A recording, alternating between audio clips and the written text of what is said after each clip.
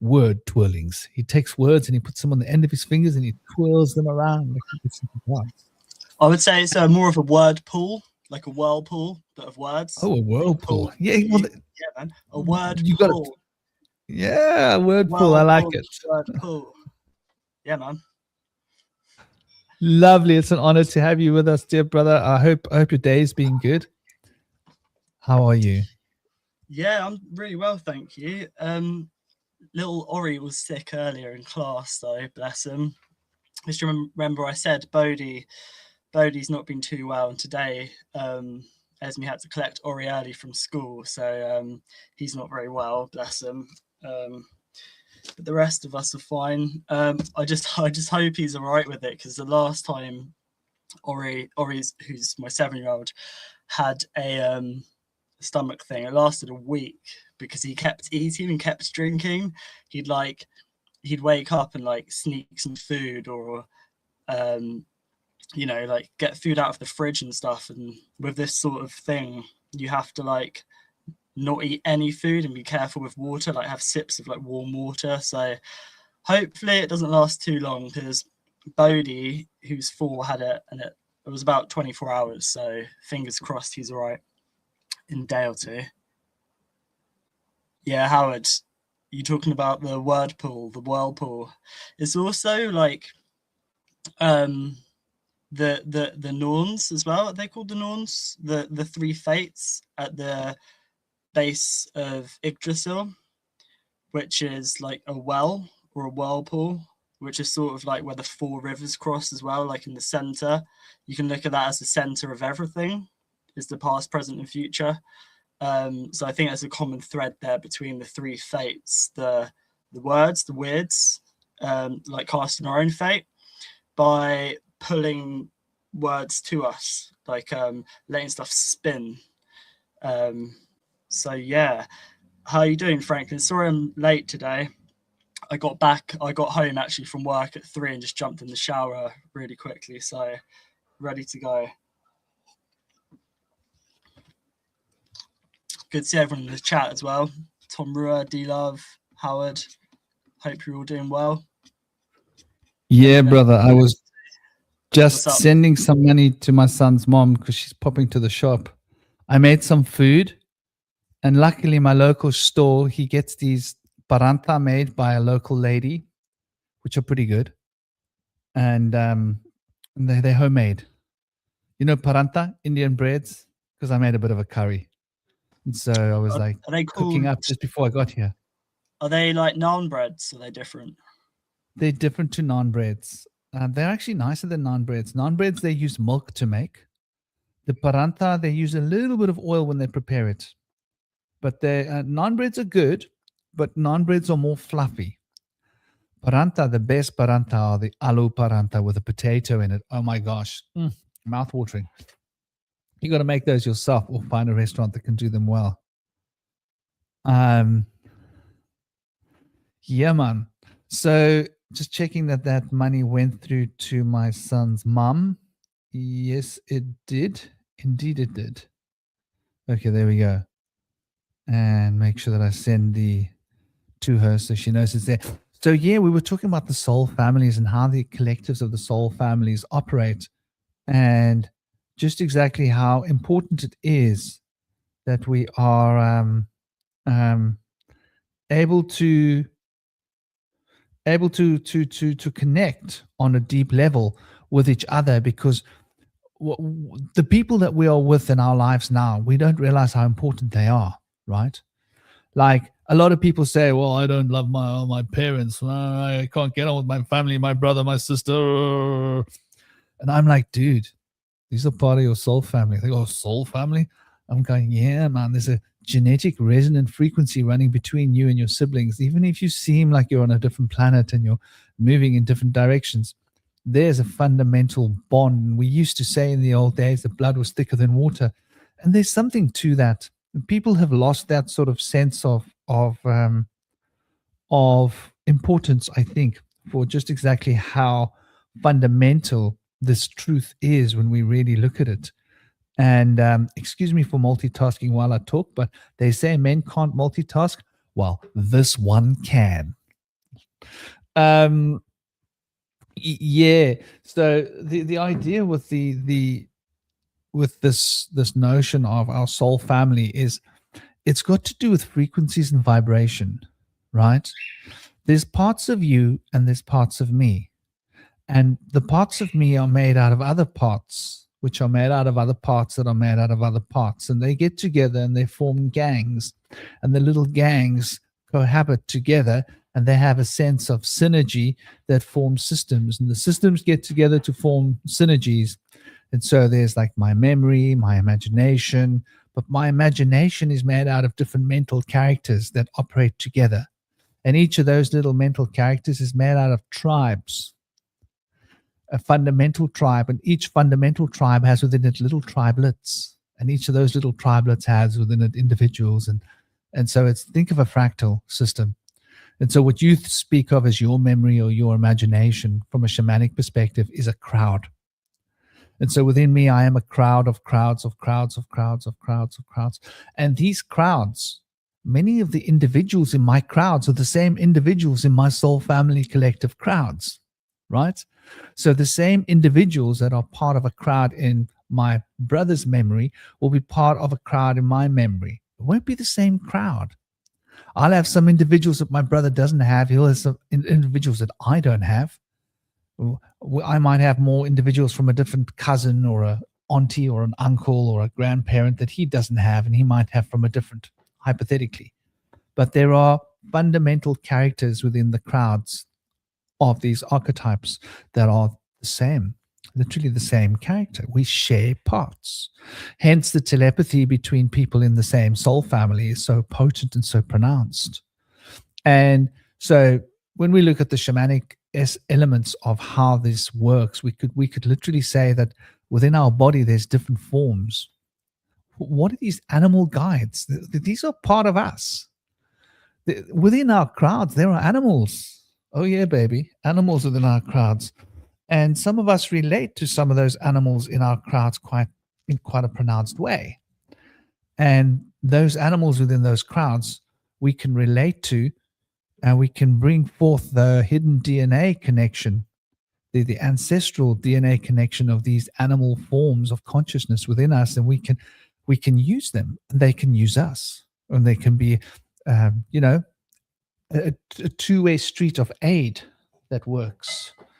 And I just want to make sure that this. Are you delivering something? Are you a delivery? Oh, I'm on a live. You're not delivering anything, right? Thank you. I gotta go. Thank you. Bye bye. Somebody trying to sell me something. I don't know what they're selling. Life insurance, whatever. So yeah, that this idea that we're synergetically bound and made out of all these creatures is interesting. What are your feelings and thoughts with regards to this connection, the blood connection with our family, and how the younger generation are sort of not paying homage to that? Well, I just want to first stop on the words synergy and the fact that it's got sin in it, and it's also sign. So sometimes we can get signs from different people, like they can give off first a frequency that we can recognize, but also like like there can be signs from people, like characteristics and stuff too. And I think that the word sin has been kind of flipped on its head. And the way that with words and how words work is that, like, I mean, the whole story of Christ dying for our sins, I always view as our light, not our badness. But then also there's a whole guilt trip there, and there's lots of there's a lot of gaslighting and a lot of stuff done for us to detach from ourselves and from our true frequency. And because someone in the chat mentioned oneness earlier, and I've been saying for a little bit, this is something I feel that is, we all have our own unique frequencies. Like we're in a frequency, like we're in a sea of like water or a field or whatever, and we're all connected. We're not separate, and that connection is God. what people call God, is we're a part of it and it connects us all. But we all have our own unique frequency, and other people's frequencies, we can probably feel connected to certain people, whether it's probably from past lives or whatever. But yeah, I can't really remember what you first said, because I had just synergy like racing around my head, and I had to sort of break that down. So I can't remember what you said. Something about schools and kids not connecting to their ancestors.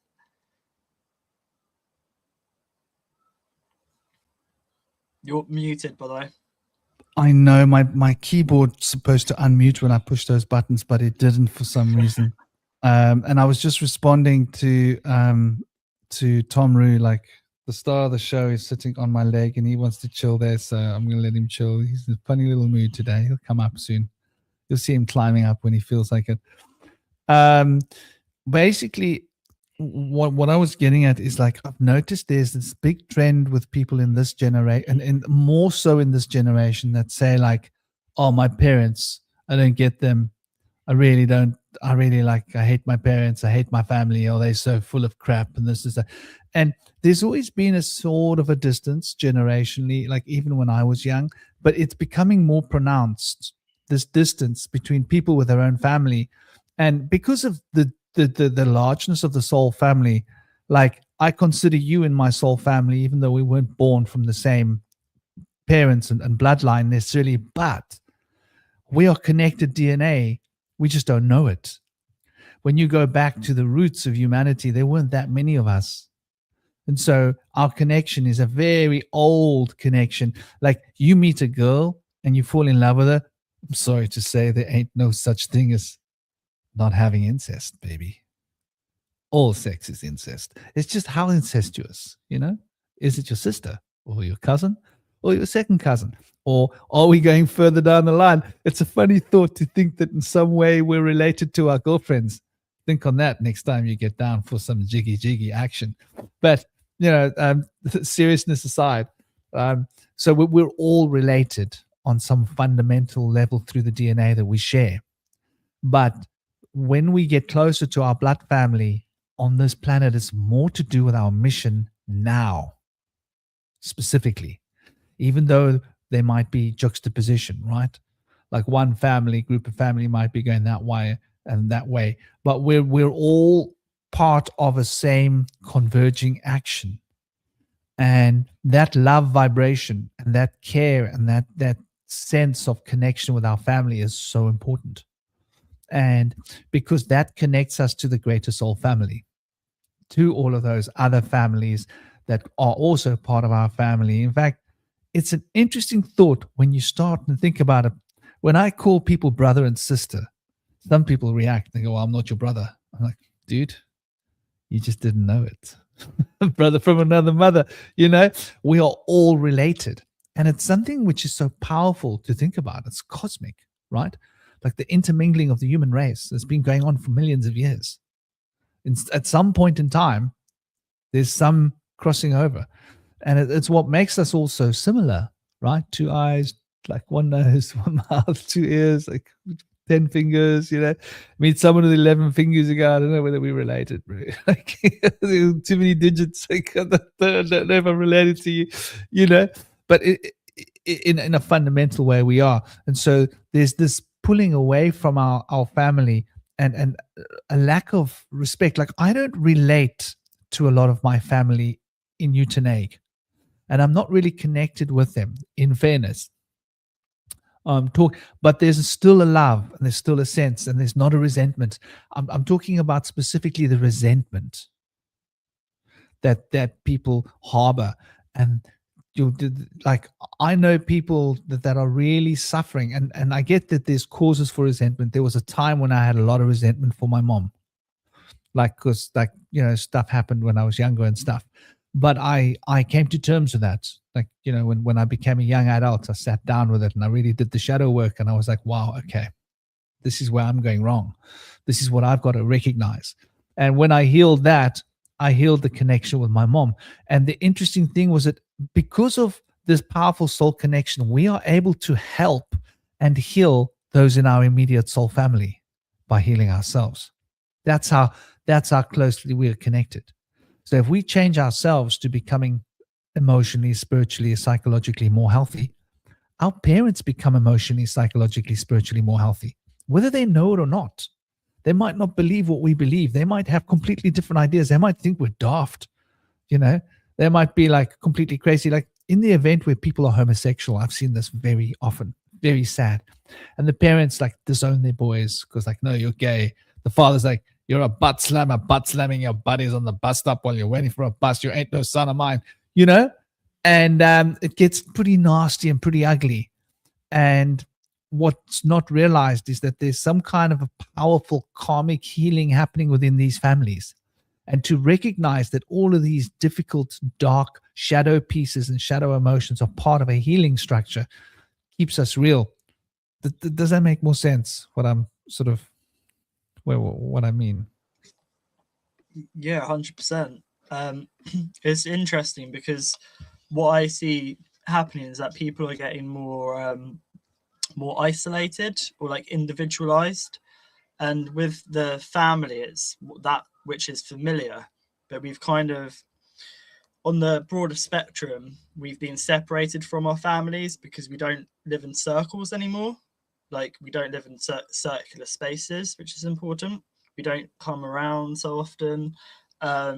We live in apartments, like separated literally from other people, but also because of the way things are of being affording to live in the town you grew up in, people have had to move away from their families. So now people are more kind of, I guess, isolated or individualized or detached from their families, but from what's inside them too, like their DNA or lineage too, because it works both ways, as within, so without.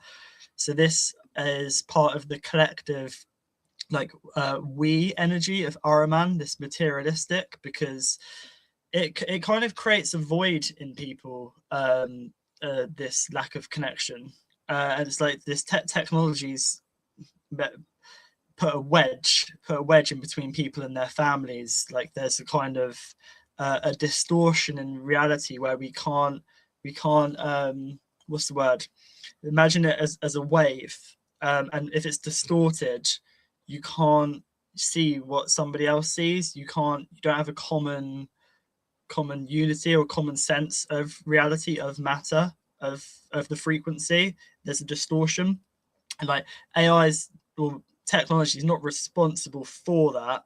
What's happened is this is created in the world, this problem, us being separated from our families and stuff, and our ancestors and our lineage, and now this artificial is coming in. And I think all of this is done on purpose, because if we were living in tribes, we'd be able to detect this threat before it happened.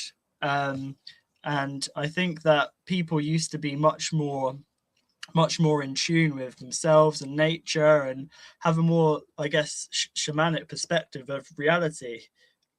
Whereas now there's very few there's very few elders, that people that look at reality and themselves and other people and stuff is multi-layered.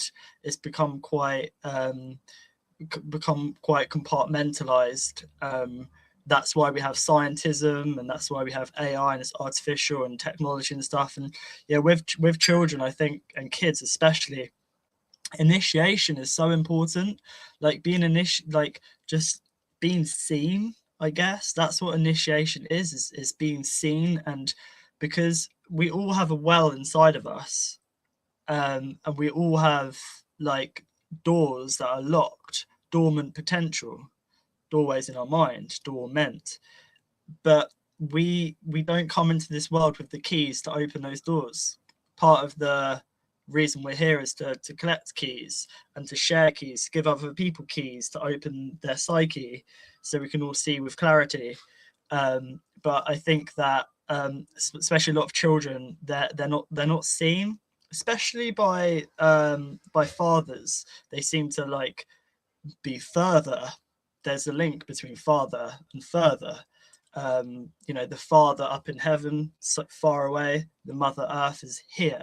And I think that word needs to change, because fathers think that they should be further, which is sad. And I think that there's a void in people, like this well, instead of being recognized by others, there's a sort of disassociative energy in the world with kids and stuff growing up thinking there's no future. There is a program put out there, like this huge fear spell for them to think there's no future and that they're the problem, humans are a virus. All of this talk of like disclosure now, and star families, and it's all up and outwards. It's like people don't really focus on what's inside them already. It's always outsourcing rather than recognizing what's inside them. So yeah, I think that the key, like, or the main issue is initiation. Like, kids go to school, they go to college, they get a job just to keep the wheel spinning, keep the cogs turning, sort of thing. But that spark lays dormant in so many people, and that's because that they've not had somebody else recognize the potential, because of this spiral of other people not recognizing their own potential. But as soon as the potential is you recognize it in another, it sparks that flame, it ignites that frequency of their soul, that vibrates, and then that has a ripple effect. And like you say, the child can help heal the wounds of the parents too, in a lot of cases, as the past, present, and future are one and the same. So it's like right now I see lots of different timelines crossing, like lots of stories I hear of stuff that's happened in the past. I just can't help but recognize it's all happening now. And I see the past and I recognize it, and I use it as a kind of a ledge, like the knowledge. And I'm like, okay, that's a ledge. I can view it, bounce off it, whatever. But I just see everything is happening now. All these myths, like the fall of Sophia, Christ dying on the cross, like that's Christ consciousness dying on the cross. This is the year X, which is a cross. The cross is a crossover. And just all of these stories, even the Emerald Tablets, what happened in that, it's all happening now. It's a really strange feeling to recognize that.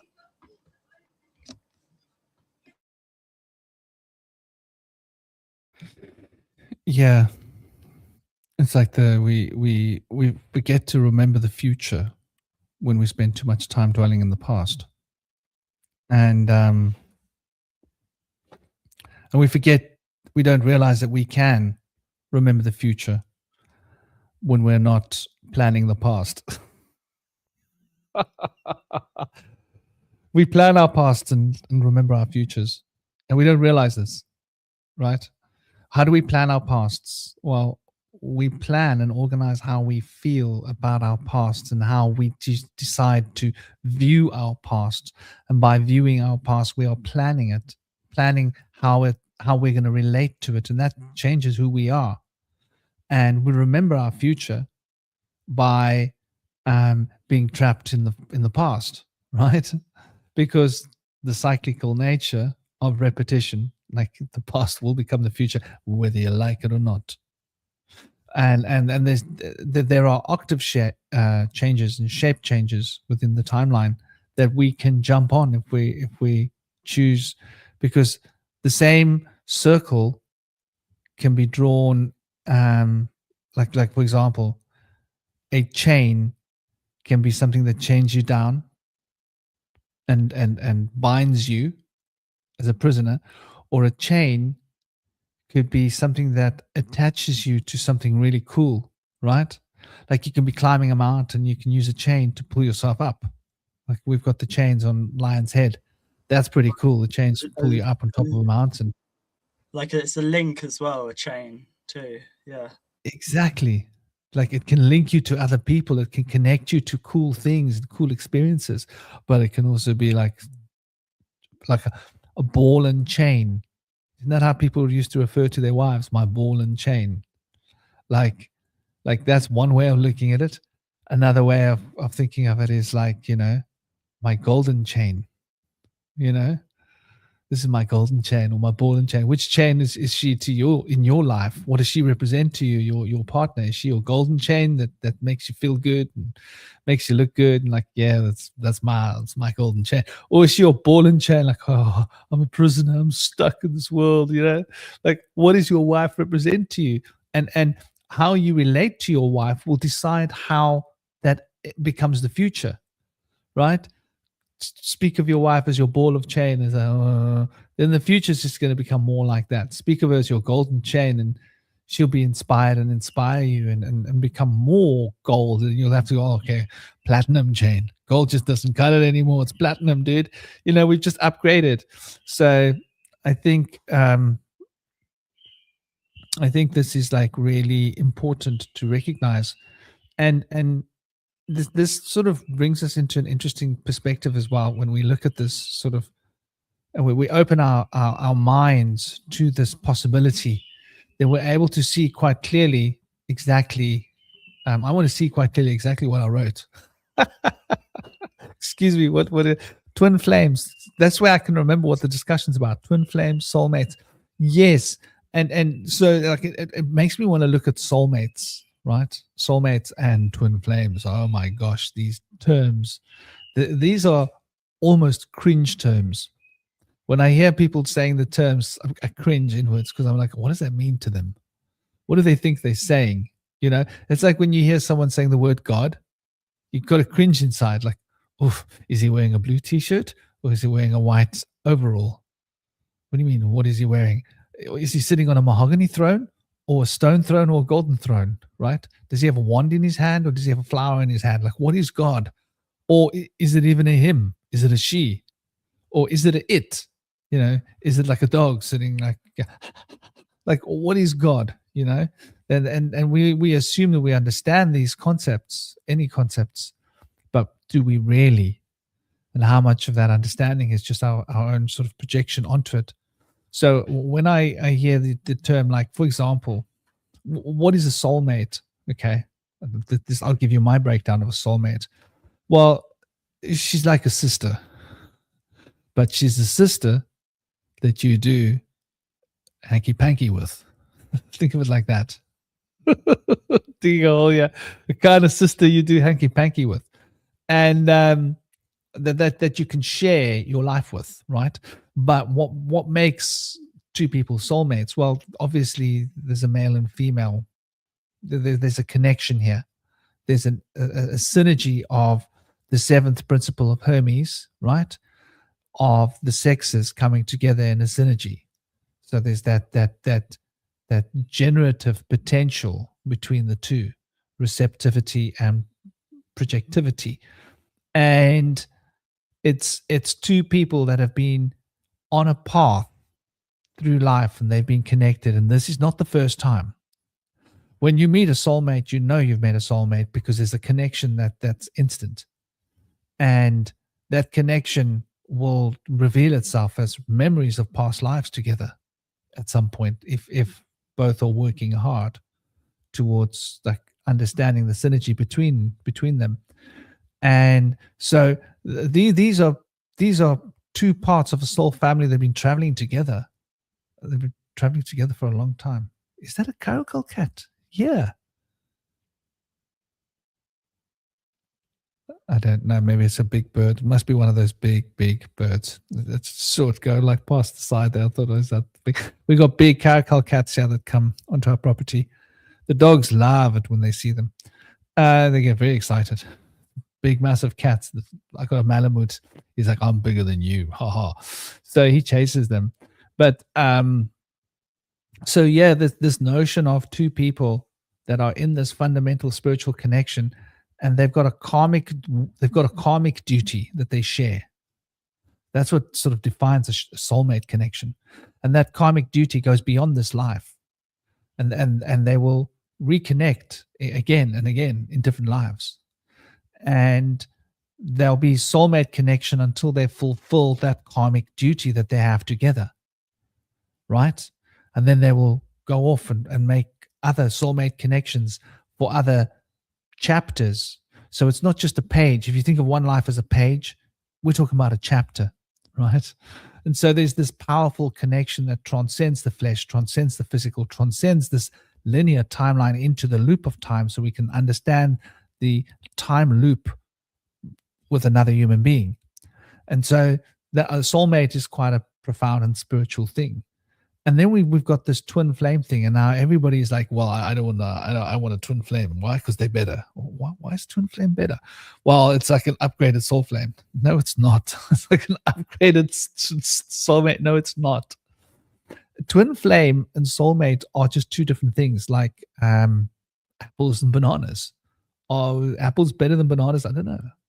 They're both pretty cool. You can do cool stuff with either. Like, depends what you want to do. Bananas are great. Apples are great.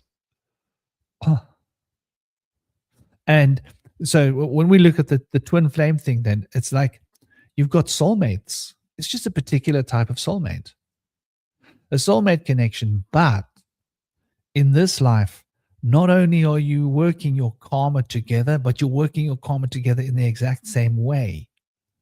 So what does that mean?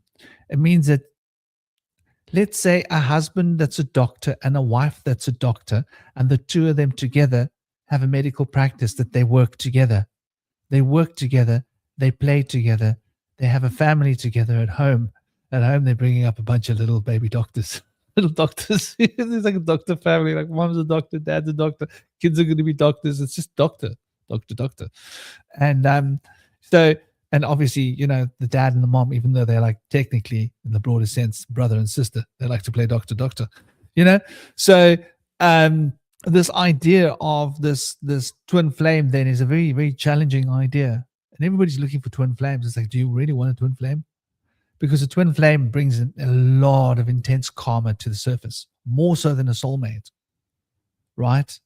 So because you really like rubbing against your own karmic substance in a very heavy way, because there's no breathing room in a twin flame relationship. They often burn out. They often can't cope.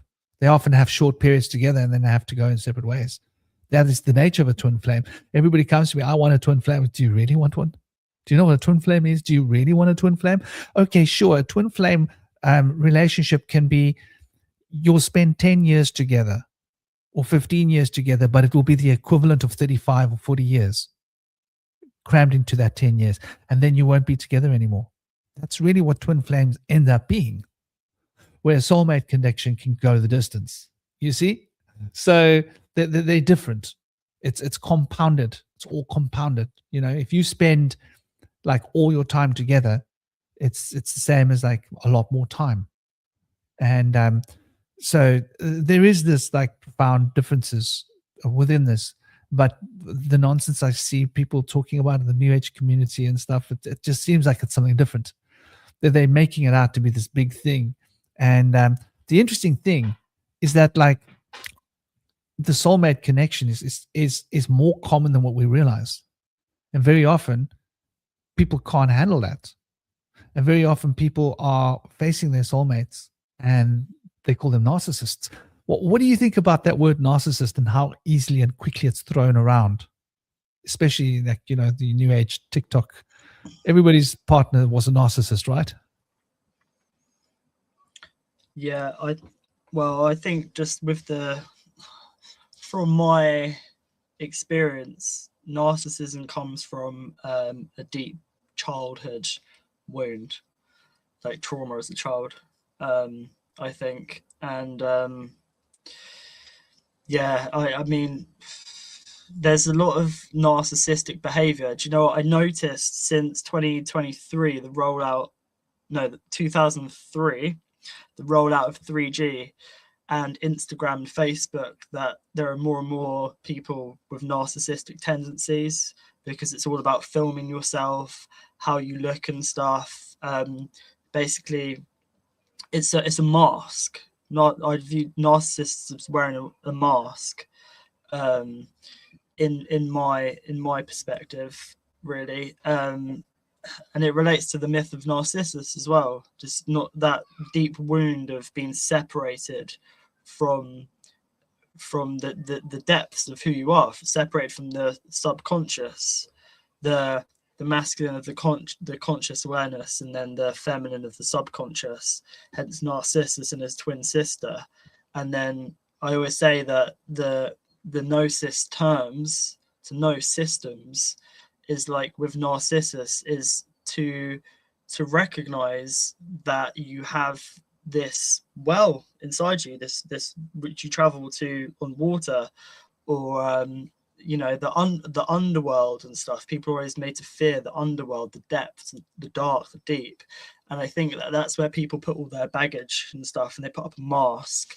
And that's what I think narcissists are. Like I have kind of compassion at the same time as you know, a dislike or whatever. But I haven't really looked into what a narcissist is. It's just my own perception. I have. I've looked up a little bit. I'm not really too well versed on, you know, on narcissists or narcissism too much. I've just kind of skimmed it, and I was like, oh, that's interesting. It reminds me of Narcissus. That's where we get narcissism from, and it's to do with suppressed memories, I think. Yeah.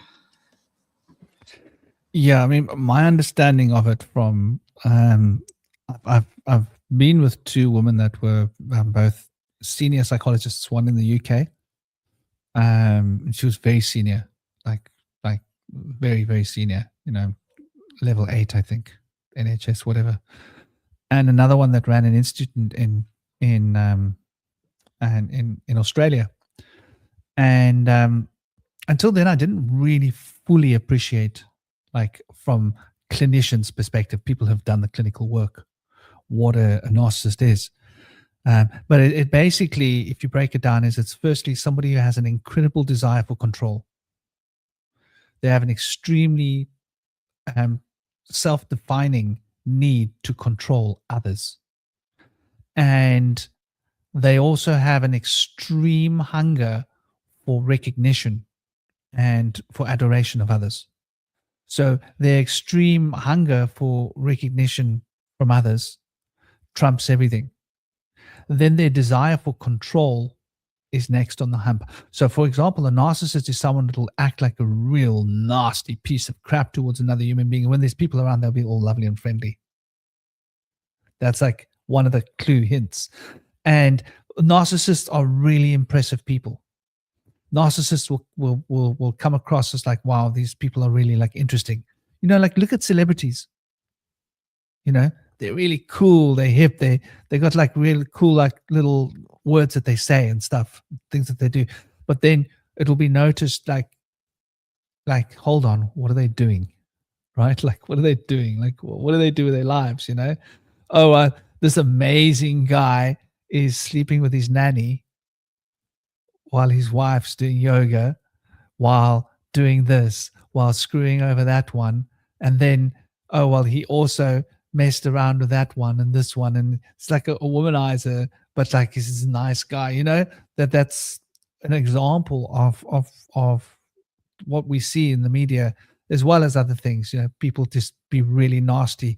Like you'll find out, like, for example, a celebrity, someone who worked for them, going public and saying like, I've never ever been so humiliated in my life, every day of my life, treated like a piece of crap.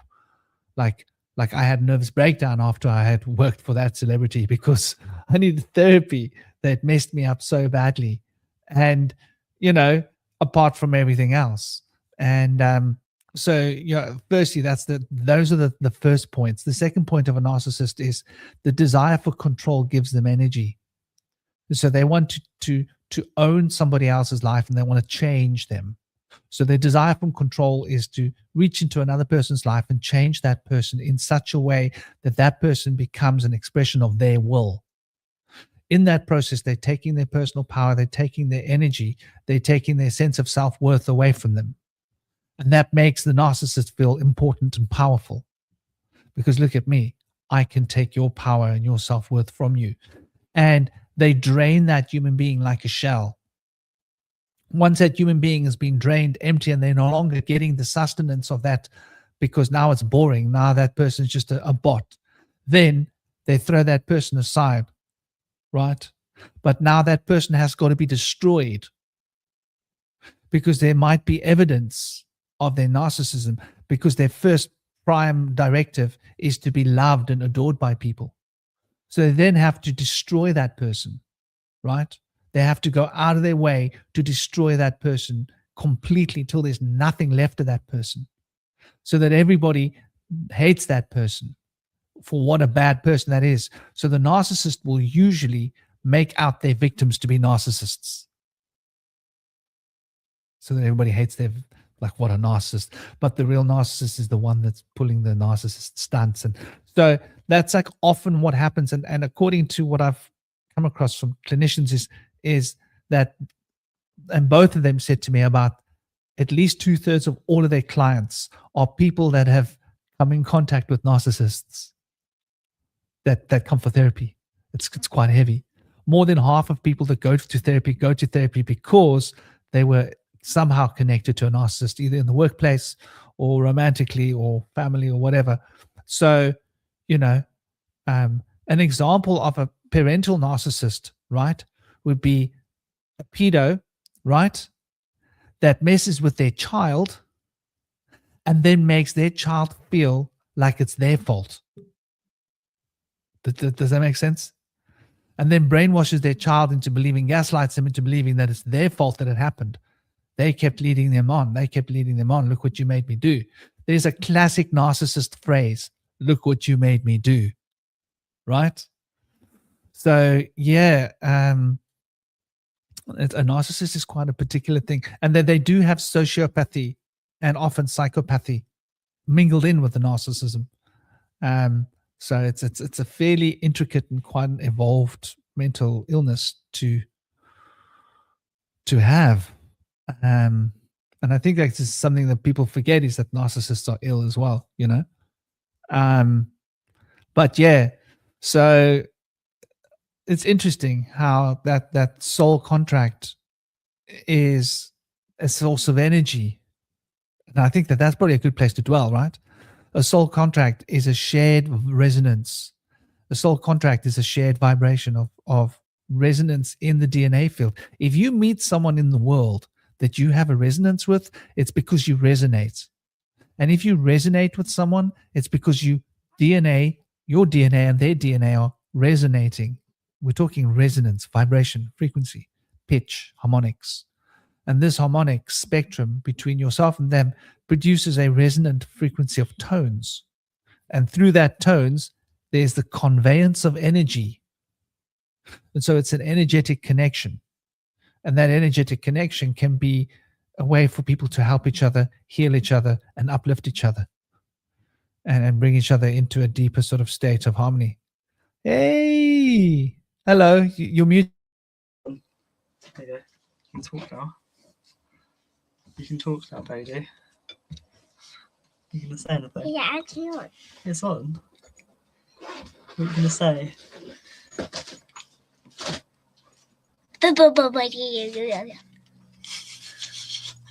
When you say hi to Franklin.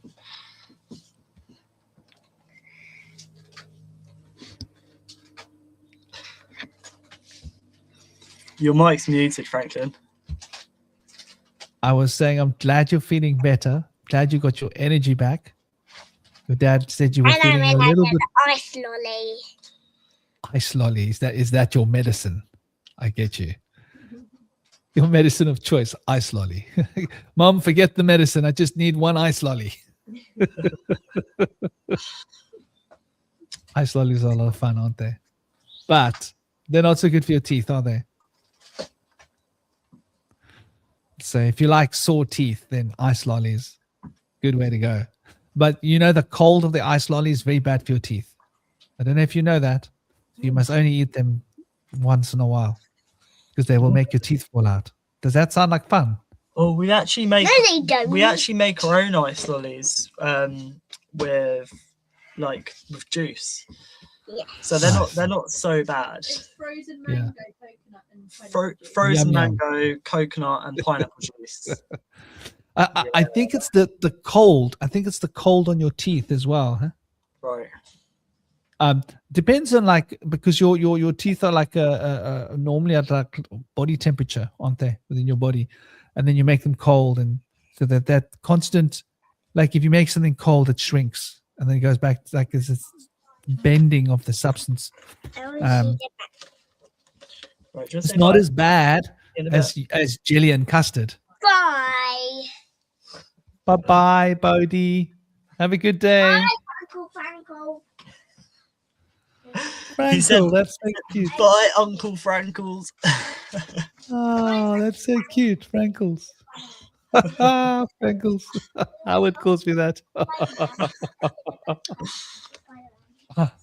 Yeah. It's interesting with do you know what? I might just have to wait a minute. You almost done? Bye, Franco. Yeah, I just need to do this. Okay. Yeah. Hello. So yeah, it's interesting with like, it sounds like you're talking about vampires there, like draining energy, and vampires, there's so many crossovers because vampires drain blood, so they're looking for the warmth of another one because they're so cold.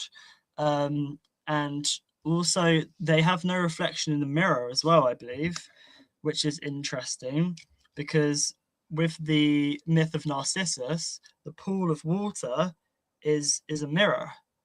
Like a pool is a mirror, but they can only see themselves. They can't see he can't see his sister because she's dead. Or actually no, in the myth he does see his sister. That's why he's so obsessed or whatever. I don't know. No, I need to like run that over my brain first, really, because that doesn't really work. But I think there's certainly a crossover with them not having vampires not having a reflection. They're perhaps them not being able to recognize themselves in others or recognize others in themselves, that kind of mirroring effect. That's why they're so cold, because they're detached from their subconscious. Because I think that's how we get to the root, to the depths of each other, is that recognition, which isn't just conscious. I think it's on a deep level, it's a subconscious. And I always say that the subconscious relates to our dormant DNA as well, because we have like 95% subconscious and 95% so-called junk DNA. And I think that we need to look through the water that our DNA is in, which is a plasma water, which it's a fourth phase water. And if we look past the fourth dimension, if we look past time, then we could recognize that light in others. And that this ties into what we're talking about with kind of dissolving the boundary of time, but you need to like go through the water to recognize that, which is the subconscious, which is the pool, which is the matter. So yeah, I think that's very interesting with narcissists wanting to drain others, because the blood is warm, and also the blood is kind of, that's what carries information of our ancestors, of our consciousness, our blood. So that's very interesting. Yeah, it's very interesting as well. You're bringing up the point of vampires not having a reflection in mirrors, and the mirror is silver, right? Traditionally, mirror would have been silver put onto a piece of glass, right?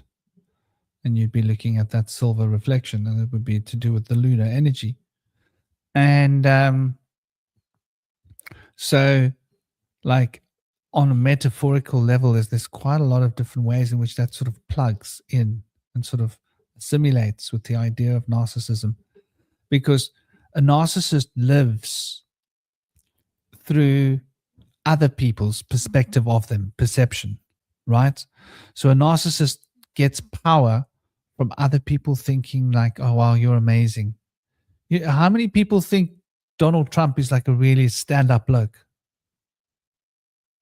Right? How many people think that? I find that quite hard to understand. They get power from other people thinking that but don't most people hate them? Like, don't they think other people like them, don't they? No, the true narcissists are loved. Wow. Well, yeah, like Trump. Yeah, makes sense. Because narcissists, they want to get to the top no matter what, right? So there's an element of sociopathy there. So they have a sociopathic tendency, right? Like a lack of empathy, and they don't feel the harm they're doing to others as harm, because the others are just at their disposal, like people are to be used. Sociopaths use people, right? And a sociopath's a bad thing, but a narcissist is like a highly developed sociopath with a whole lot of other bags of tricks added in, poisons and different, it's like you take all the poisons and throw them in one container. You got narcissist. It's like this is the bomb, you know. And so yeah, the narcissists are generally like very, very well loved, and highly respected, because they value the perception from other people so highly.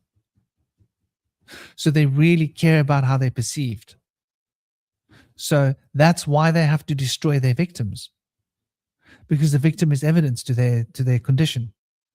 And they think they are so amazing and that they are so perfect. And human beings, as human beings, we're susceptible to other people's projections onto us, right? So if someone comes into the space thinking, I am amazing, I'm the best thing since sliced cheese, we might unconsciously think, wow, this person's amazing. They're the best thing since sliced cheese. And a big group will be like observing like how amazing this person is, best thing since sliced cheese. But that very often is the condition.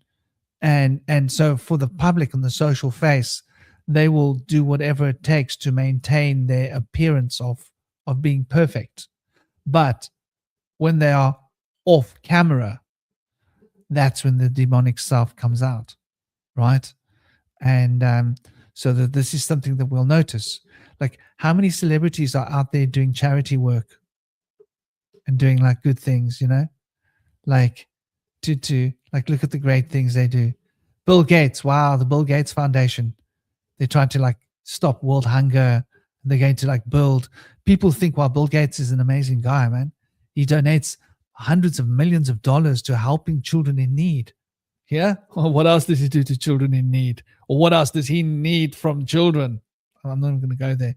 But, you know, this is where what we're talking about. These people are extremely successful very often because of their narcissism.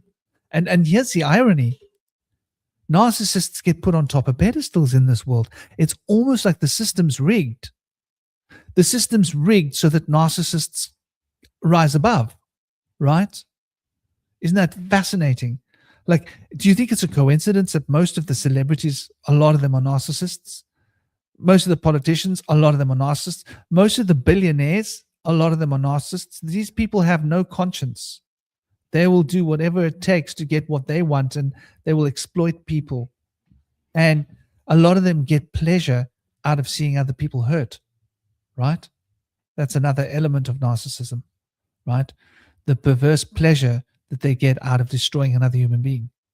So a narcissist, a satanic narcissist, for example, would get incredible pleasure out of finding a really good person and getting them to do really bad things. And if that person is bad, then they're like, toss him out. They'll find another good person. It's like their exertion of their satanic power is that they can corrupt the good, you know, and they get power from this. And the power that they get attracts entities toward them, right? And those entities feed off of that power. And so it's in the entity's best interest to keep the flow of that power towards the person so that they can get more sustenance, right?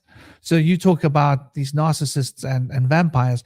They attract vampiric entities that feed off of what the narcissists are doing. And those entities then obviously look after the narcissist and push them up and give them the power that they need to move into. So this is like where black magic comes from. If you think about it, black magic is an element of narcissism, right? The very idea of taking a creature and destroying that creature and harming that creature so that you can take its power for yourself to achieve your own goals at the suffering and expense of that animal. Like, what are we talking about here? What is blood sacrifice all about?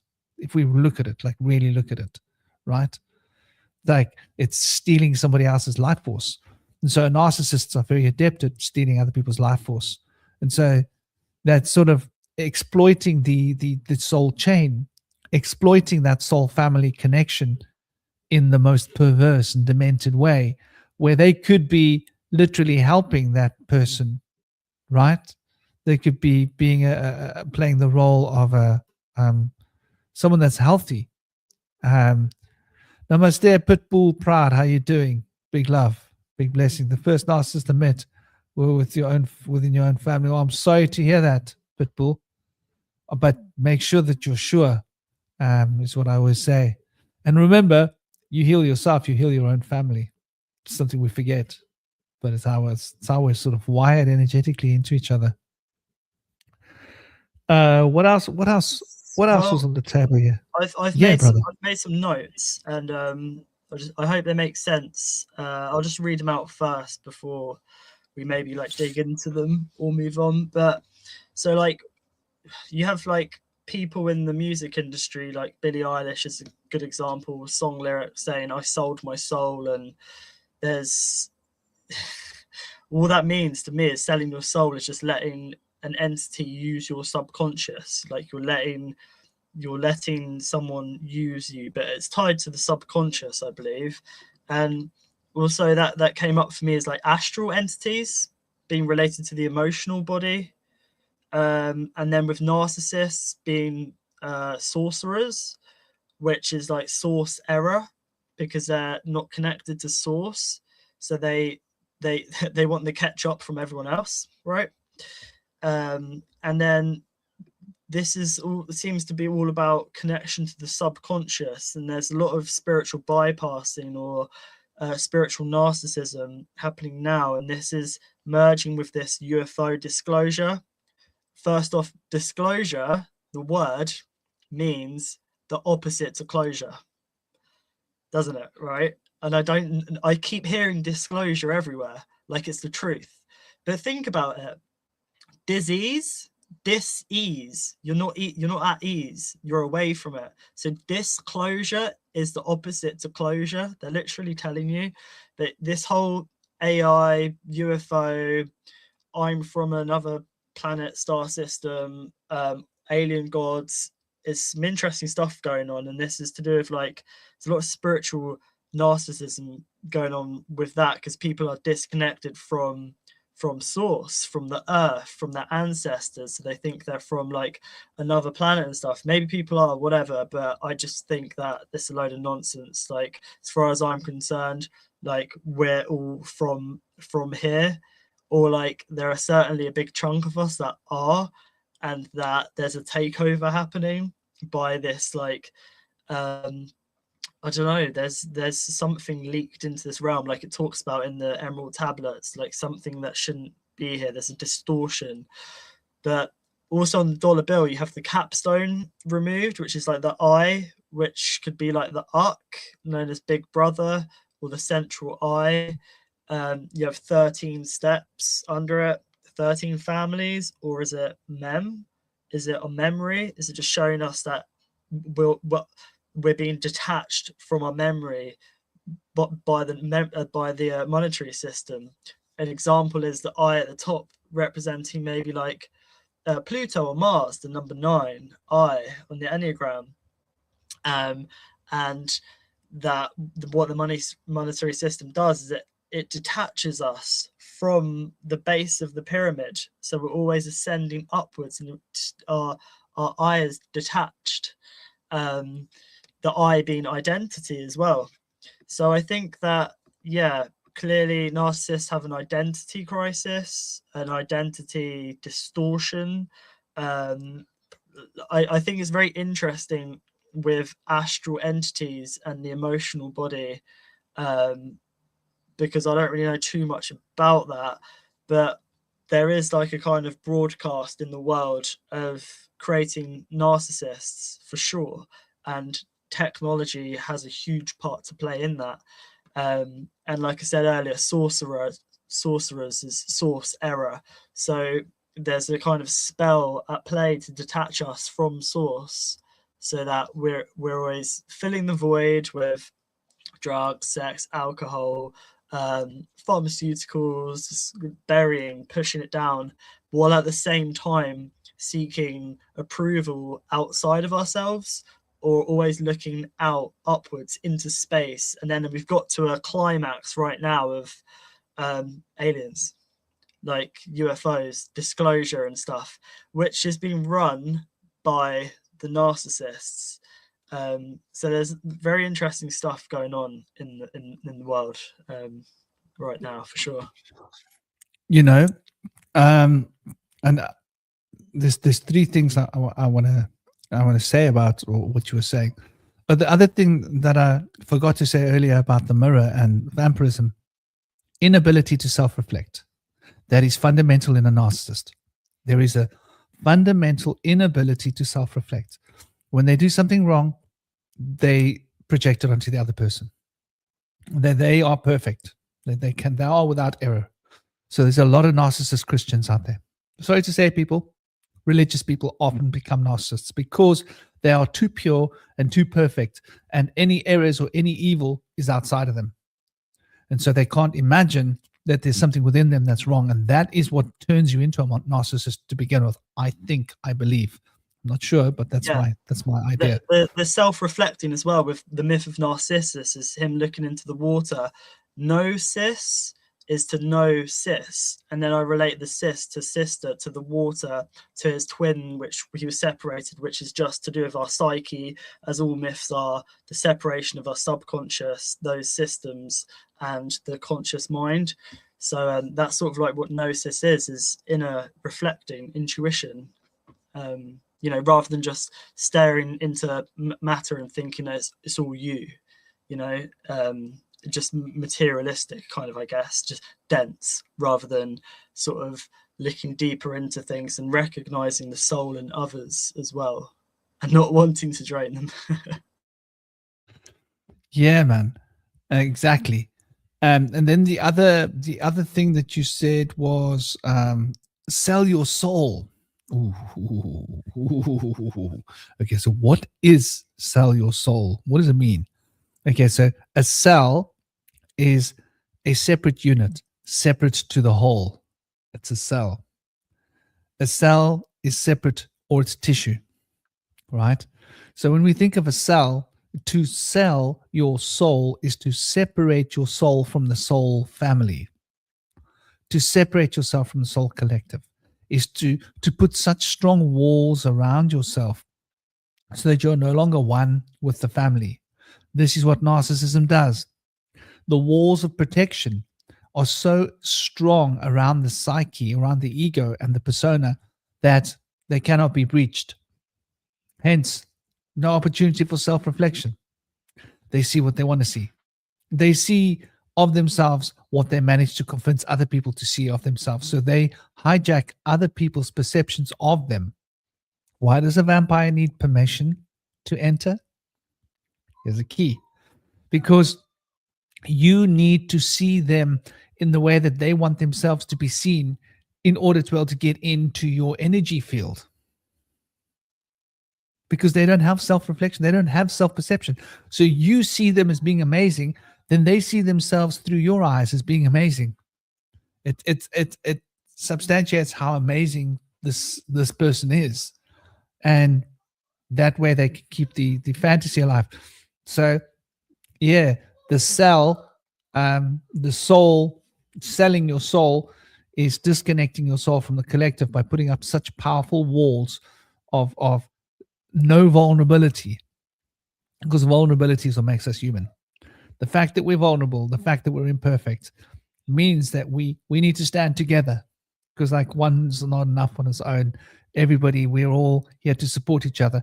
And when we realize that we're not perfect, then we are grateful for the support of others, and we give the support to others, because we realize that all this nonsense, what is the words that they say in relationships? They say codependency. Ooh, another one of those funny terms. There is only codependency. It's been turned into a swear word. There are negative aspects of codependency, sure, but everything is codependency. There is no such thing without codependency. There is only codependency in the universe because we all depend upon each other. We just don't realize it. Without codependency, where would my water come from? Where would my electricity come from? Where would my food come from? Where would the clothes I'm wearing? I depend on someone else to grow this cotton, someone else to make the cotton, someone else to turn it into clothes, someone else to bring it across to me, someone else to show me on television or on a picture what this clothes looks like, someone else to handle the money transfer so that I can get this, someone else to actually bring the package to my door. That's just the clothes. And every single aspect of my life is the same. Someone else is making this stream possible for us to talk. A lot of someone else is out there, each person doing their own part in it is somewhere else. So codependency is like a fundamental currency of life. And now we've been taught that codependency is bad. Or codependency as it's sold is when we are no longer standing on our own 2 feet, because we're supposed to stand on our 2 feet. In other words, what they're calling codependency is like, would you please carry me? Right? That's not codependency. It's like me depending on you completely and you depending on me completely. And we're both laying on the floor waiting for each other to carry us somewhere. That's not codependency. That's like completely, you can only depend on someone when they are playing the role for you to pretend they have to carry you. So when you're both walking, but you're sort of helping each other walk because you're injured and like you've got a sore foot and you got a sore foot, but together we've got one good foot each. We can like help each other up the mountain because we can, you know. It's not quite the same as what they. So these words are like you said. What was the other words you mentioned? Disclosure. Oh, that's a brilliant one, huh? Disclosure. And also it's a disc. Yeah, disc. Lose. To lose your disc, right? And the disc is your chakra, your revolution, your energy, and you know, your glow. To lose your glow, this glow, like there's a lot of elements in that. To lose your light, to lose your truth. Well, yeah, discloosh as well, discloosure. So yeah, discloosh your lose your loosh. Lose your loosh disc. Yeah, man. I've never thought of sell your soul as being like a cell. That's so interesting because also like a cell confines, like if you're put in a prison cell, or like a cell is like compartmentalized, which is really interesting because it's like that's literally what mind control is. Because the psyche in Latin, spelled with a K, is a word for the mind, the soul, and the spirit. They're one and the same. So it's like the all mind is the all soul, is the all spirit, like the world soul. So if your frequency is confined, then like if your mind's confined, then you're sort of easier to manipulate. If you're kind of squashed down, like if your spark, your soul, your frequency is squashed, or is put in a prison cell, you know, you're easier to control. Basically, if you're disconnected from your soul, your spirit, or the mind, or the spirit, the soul, the all mind, like the world soul, if you're disconnected from that and you just think you're just this individual YOLO, you know, here for a minute and then you're gone sort of thing, disconnected from reality, then what's the phrase that you know, do what thou will, or whatever, you know, nothing matters. Doesn't matter what I do to them, doesn't matter what I do to me, just gonna fuck, drink, do drugs and whatever, you know. And I think that's what a narcissist is. And also to sell your soul also reminds me of sell your soul, as in like a boat, a sail, and you're literally having your soul, your sail, your ship moved by an external force, and that external force isn't you moving your soul throughout the world. It's literally you're just on the boat, and your soul, your sail, the things that moves you through the world is just being blown by a wind, which is this artificial from outside this realm, like whispers in your ear. Thank you for mentioning Aleister Crowley. I think that was brilliant. Like in a roundabout way, doest thou will. Oh my gosh, that is such a big problem, especially in the world of occult.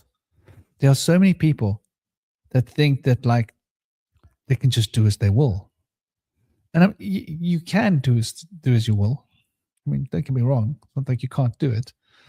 But that, like, imagine do as you will, and you live in a big building and you decide, I'm going to listen to music loudly.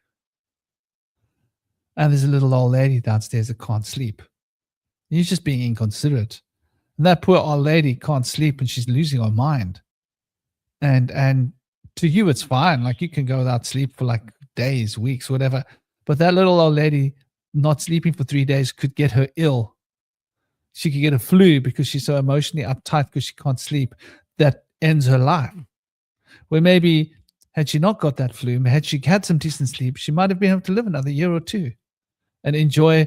And now her grandson doesn't have access to her, so his life is changed. And, her children and her friends and her husband. And so think of how many lives that affects and the ripples out from all those lives. Just one little action like that can touch so many people's lives.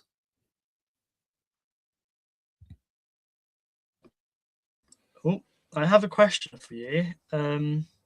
Like with astral beings or astral parasites or whatever, it just really reminds me of vampires, of beings want to sink their teeth, and also these astral beings, can they not come into matter? Like, they can't come into the matter, which is like a mirror, because they have no reflection. So they need to come in via our blood, like smart dust, nanotech, or like more mental, like what, because we have like the parasitic elite, like we have parasites, we have like other parasites in our body and stuff, but are there astral parasites too? And can they sort of live vicariously through us via via the emotional body? Is that correct? Because I think that might be a real problem if that is correct. Like this, because if that is correct, them getting into emotional body, this, I can see that they want to sink their teeth into our etheric body too, which is the other layer. Yeah, I just wonder if you've got any like clarity on that, and what people can do to to stop these attacks, I guess. Totally, brother. That is the crux of it. They totally live through us, and it's because of, like you say, our blood and our connection to the physical realm, and our DNA is vibrating here. They don't have DNA vibrating here, so DNA is the key, right? That DNA, what we call DNA, is a vibrant field that connects consciousness to like thought to matter in the field of consciousness. And these beings that are operating in a sphere of thought, and emotion is a kind of thought. Just bear with me on this. Like, it's a mental reaction. It exists within the sphere of thought. So that emotional conduction is how they move into this world totally. And just to branch out from that, so the 7 demons, right, are the 7 deadly emotions. There's something to think about here. So, lust, envy, hatred, right? Those 7 fundamental things, and we all know what they are because we feel in our hearts, right? Do they relate to the 7 chakras at all? Like lust being sex, pride being the heart. Yes, yes. They relate to the 7 chakras, maybe. They do, and the 7 principles of hermetics, of course. But these beings are able to suck energy out of. So when we're experiencing those emotions, guess what? You're not alone. You're not alone, buddy. Like when you're experiencing love, you're not alone. Because there's a certain kind of being that comes here to feed off love. And that being that feeds off love gives you more love. But that's a transaction I can work with. I'm on board. Sign me up. Like, where do I sign? So going back to what I was talking about before, that everything is a cooperative experience.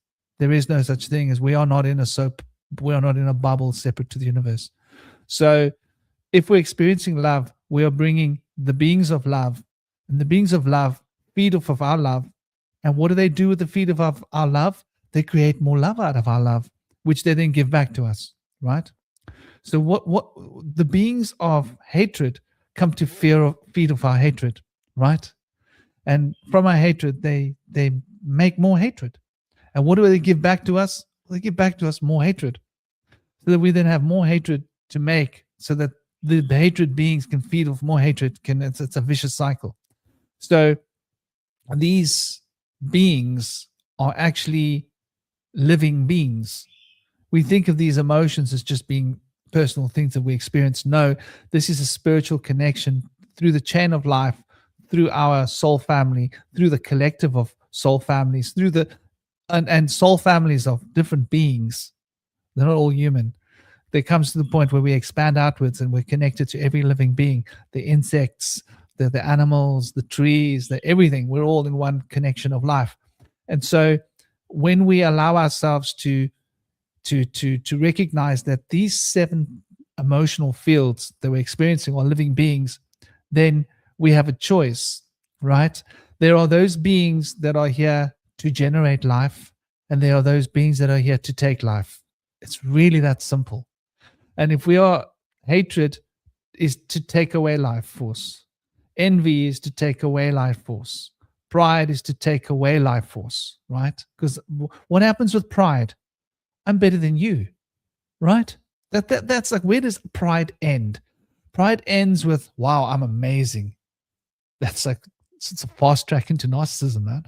It's like it's the direct, it's a one-way ticket. Like where do I buy my ticket kind of thing, you know? Because if we get too proud of ourselves, then we get too special, and then we're so amazing that we can't ever make a mistake. So all the mistakes that we're seeing in ourselves can't be us. So we must now, in our minds, play a trick on ourselves and believe that it's that person. And now we must try to purify that human being outside there, because we're already perfect. And the act of trying to purify that person is narcissistic behavior, like harmful stuff. So, how do we guard ourselves from that? It's simple. Those 7 deadly emotions. And each emotion has got an emotional family, a soul family. And within that soul family, the soul family. So it comes down to a simple thing. What do we buy into with our consciousness? What do we allow ourselves to buy into, right? Do we think thoughts about ourselves of, I'm not good enough? Stop. If you catch yourself thinking that thought, recognize, oh my gosh, if I think I'm not good enough, that means other people aren't good enough.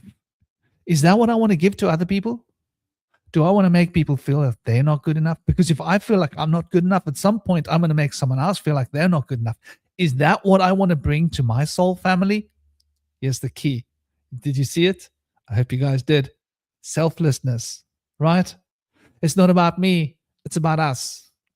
And when we're thinking about us, then suddenly it's so much easier to be more conscientious. If there's a negative thought pattern coming, it's not just me in my little soap bubble. These thoughts are going to affect my soul family. Oh, if I allow myself to dwell on this thought, it's going to affect my child. It's going to affect my wife. It's going to affect my mother. It's going to affect all the people I love. It's going to affect the people that they know and love, and cascade outwards. And on inner levels, it's going to affect everybody on this planet. So we have a responsibility not to allow ourselves to dwell on negative things, negative soul-destroying emotional trends. And if we are aware of that, when those beings come, because they're literally like little beings that swim through the consciousness of ourselves, when they come, we're like, hold on, do you have a ticket? Sorry, let me check a ticket. Oh, this ticket's expired. Sorry, buddy. But thanks for coming. Sorry, you don't have a ticket. Only those with tickets are allowed to ride in this boat, right? And so we got our boat. And sure, like sometimes someone's going to sneak on. You go, hey, who? You? No, you sitting over there. Let's see your ticket. Oh, how did you get? You don't belong on this boat. Sorry, you got to get off the boat. And so we keep our boat clean of people of beings that don't have tickets, and only those with tickets get to ride. And so that is how we protect ourselves, by protecting each other. I think like that's the key. That's like the meaning of soul family. Like we're in it together, and we are here to make other people's lives better, right? Like we're here as a parent. It's so easy. This is why parenting is such a powerful thing, man. Hey, as a parent, it's so easy, isn't it? Like, I'll give you an example. We are here to make other people's lives better. That's our purpose. And when we align ourselves to that purpose, then we're protected.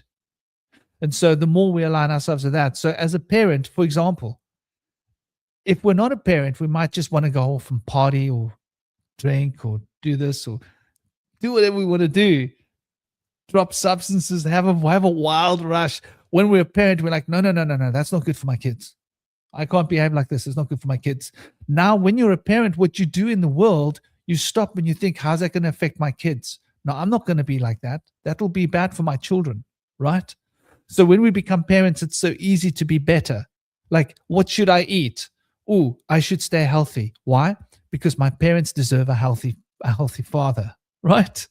Like, should I just eat crap? No, because my parents will watch me eat crap and they'll want to eat crap. So I've got to now behave the way I want my children to behave.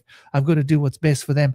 That parental instinct is such a powerful spiritual motivator for good, I think. So we should all go off and have kids.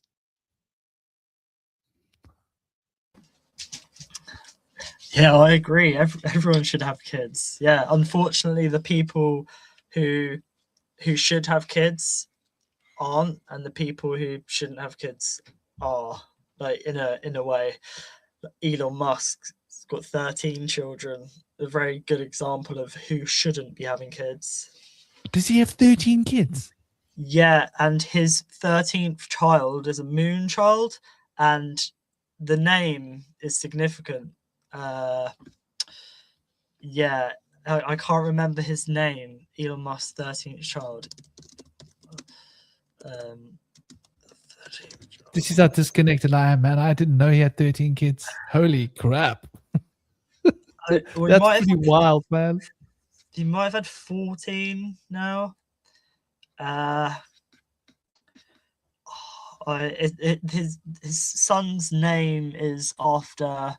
Oh, it's Romulus, I think. I'm pretty sure it's Romulus. Pretty sure it's Romulus, his 13th child. Something like that, anyway. Yeah. You know, I had to shake off some demons when I first started podcasting, because I had this devil on my shoulder saying, you're not good enough, like, what are you doing here, sort of thing. But at the same time, I had all of this information and stuff I'd been soaking up and flipping it, reversing it, dissolve it, dissect it, coming up with a fresh perspective, not stuff I was just copying and stuff. But I had this kind of voice on my shoulder, so I didn't go on any podcast for a few years, like a good few years, until I thought, okay, now I'm ready. But I had to shake off that whisper in my ear saying, like, what are you doing, sort of thing, you know. And it's a process. Like the podcast I did like a year ago shifted my perspective slightly, but it's a point. It's like if you don't go and do something, you'll never do it, and you've got to start doing something to get better at it. But unfortunately, we have these like voices with us sometimes telling us that we're not good enough, you know. And the thing is, like, we might not think we're good enough, but to other people or to somebody else, they might be like, wow, that's a really cool concept, or that's a really cool piece of art, or That's really cool music, and unfortunately, that would never have been brought to the world if we listened to these voices.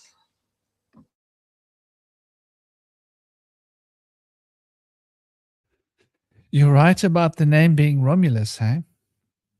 I'm not sure. I don't know much about that name. I mean, other than what I've heard, is it's got to do with Rome and the twins, isn't it? The two twins.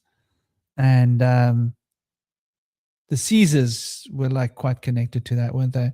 It's really interesting, like the foundations of Rome and the foundations of his 13th child.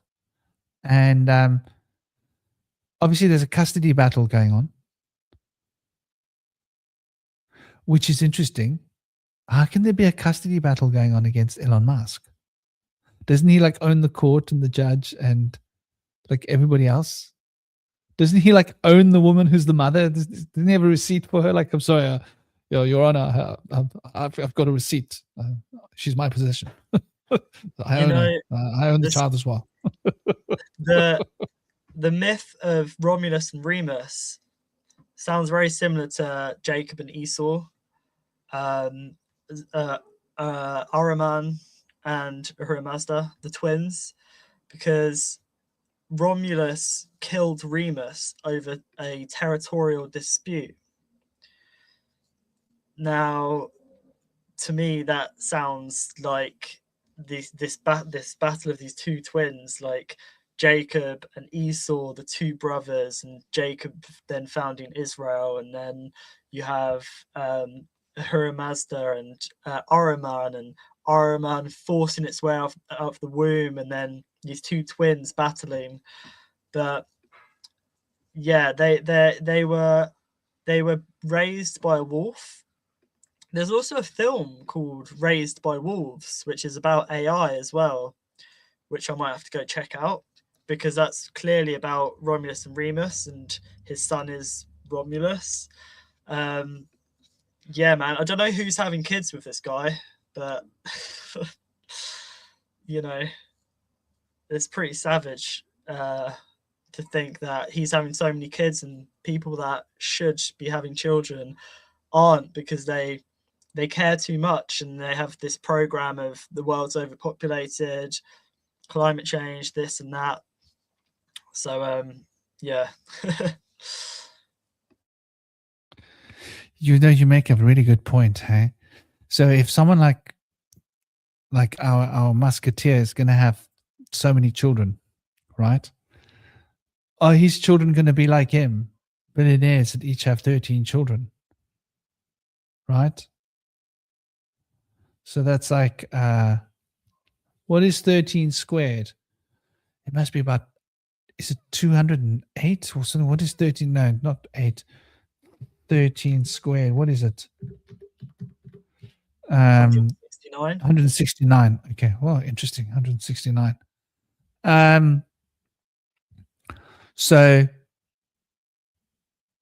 he could potentially have 169 grandkids, right?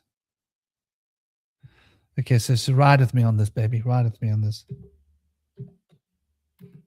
So Elon Musk could potentially have 28,561 great grandkids. If this is the balance that we're talking about. So one bloke could have 28,000 plus great grandkids, where the average person would have, no, hold on. Yeah. Where the average person could have 2 children, right?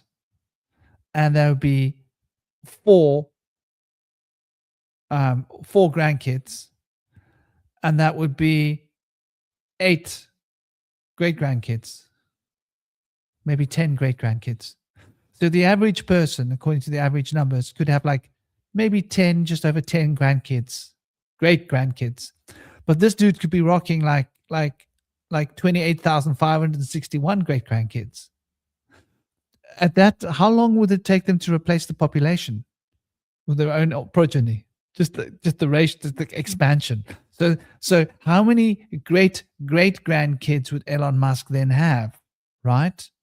So that's like now let's play with this. Let's play with this number. So 28561. Okay, let's do it. Are you guys ready for it? So Elon Musk could have, oh gosh, this is ridiculous. 2, 3, 1, 2, 3. No, that can't be right.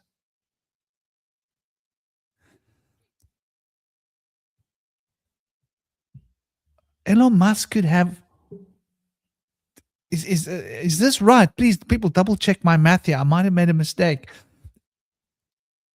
815 million great grandkids.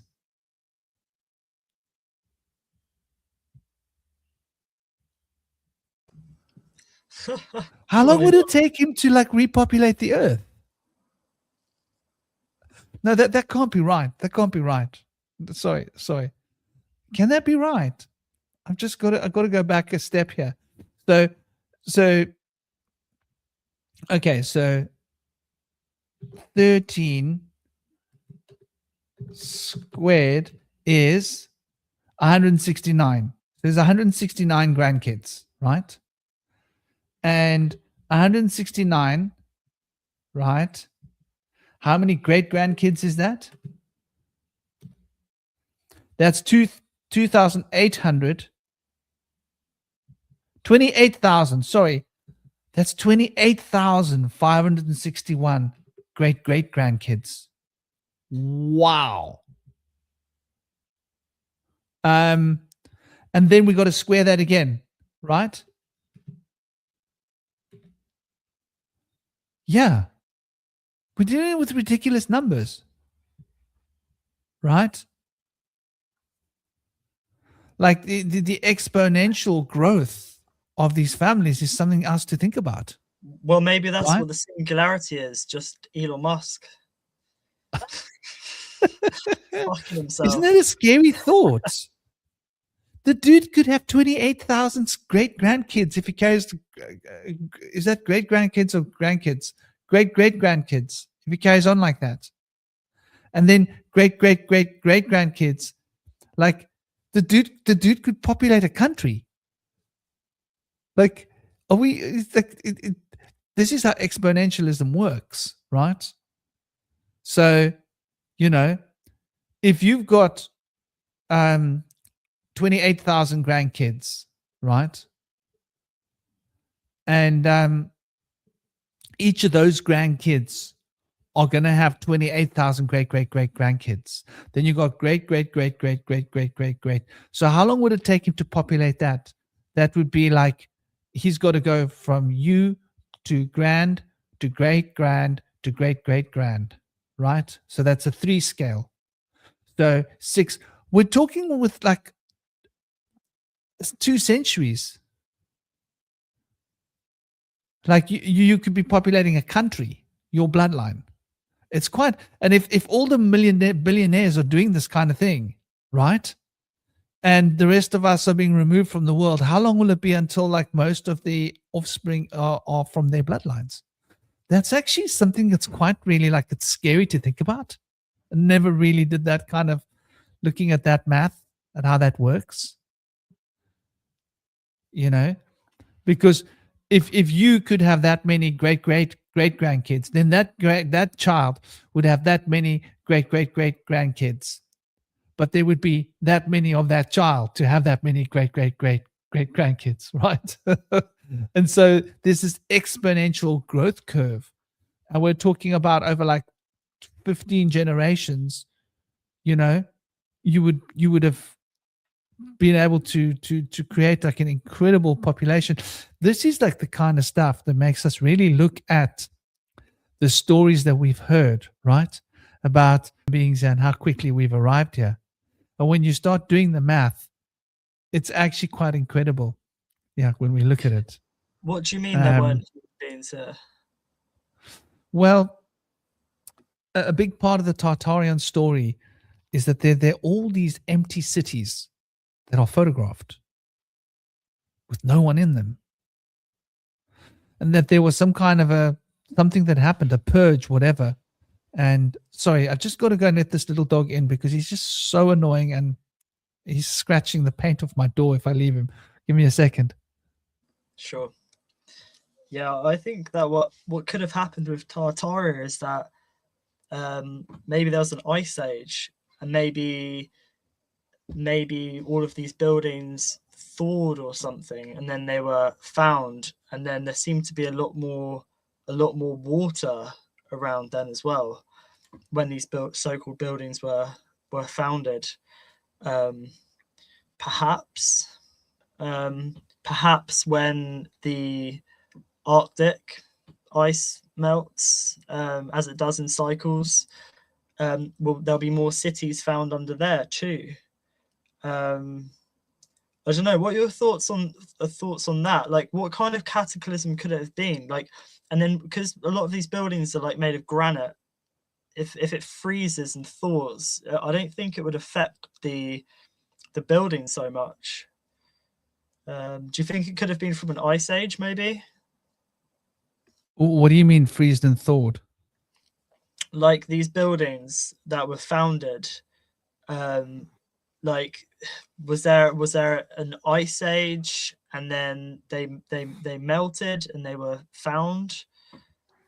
Like how do you think the humans were wiped out? Like a flood? If you ask me honestly, Flood? I think it's most likely through genetic manipulation and genetic engineering and viruses, diseases. Like if we got to a high level of evolution, we started messing with our own genetics. And what happens if human beings messed with their own genetics to the point that they could no longer breed? How long would it take them to just no longer be here? Let's say we take the wrong kind of vaxxers, right? And suddenly we can't breed anymore. Like could 95% of the human population be gone in like 2 generations? We're all here, and 100 years later, there's just like this a few lone survivors that maybe can breed, the odd few. Who knows? To me, that's the most likely. And look at how these people are obsessed with eugenics. What is this eugenics obsession? Where does it come from? You know, it could have been weapons, right? Could have been viral weapons. It could have been other weapons. It could have been radiation. They could have developed the next level of 12G. Everybody just fell over. Done. Like that's it. You had us on 5G. You had to go to 6G, 7G, 8G, 9G, 10G, 11G, 12G. Boom. End of the human race.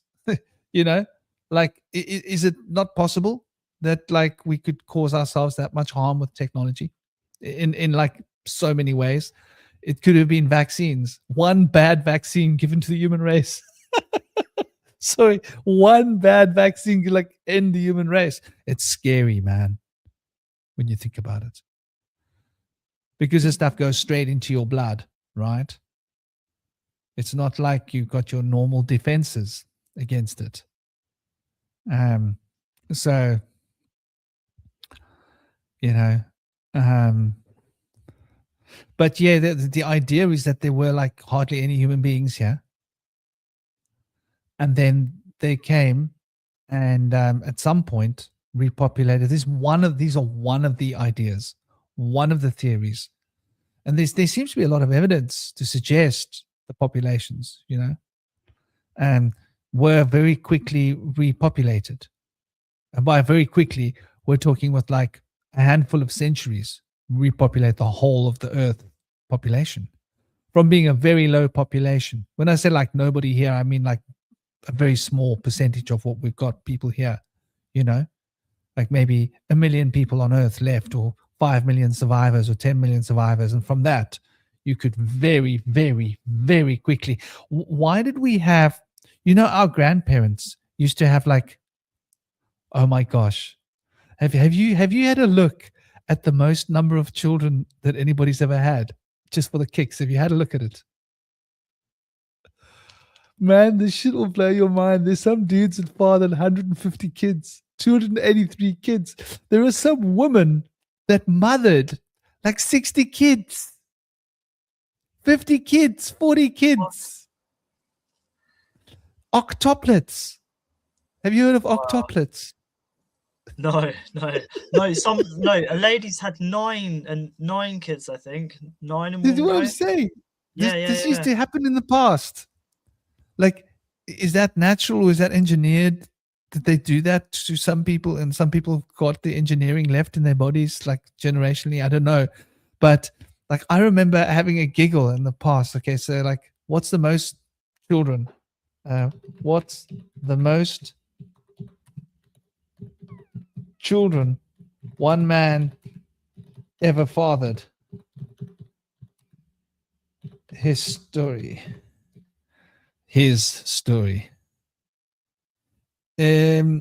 No, man. Okay, so we're talking about somebody who fathered 888 kids. No. 1700s, 1800s. Let's go 1800s. Yeah, Let's go in the 1800s. Hayes' story as well, because the history is hazy. Yeah. Mulay Ismail ibn Sharif, 888 kids. Wow. Elon Musk. In the 1800s, the highest documented number of offspring for a single father was 87 children in Russia. That's in the 1800s. In the 1700s, it goes up. Like, it goes up like massively, man. I think it's like 130 or so. It just gets more ridiculous. A French diplomat recorded in 1704 he had already fathered 1,171 kids.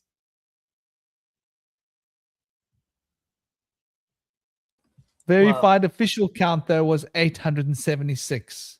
867. That's the court official count. So you explain to me how this was going on. And I know these are extremes, but like the average person, the average family was having like 7 kids, 8 kids, 9 kids. It wasn't unusual for a family to have 8 or 9 children. Right? And so, like, imagine every family is averaging 7 or 8 kids, right? And there's like 1,000 families, right? So you start off with 2,000 people, right? And then they've had 70,000 children. And then those 70,000 children has more than 500,000 children. Then those 500,000 children have 35 million children. Then those 35 million. Do you see what I'm getting at? Like it gets sorry,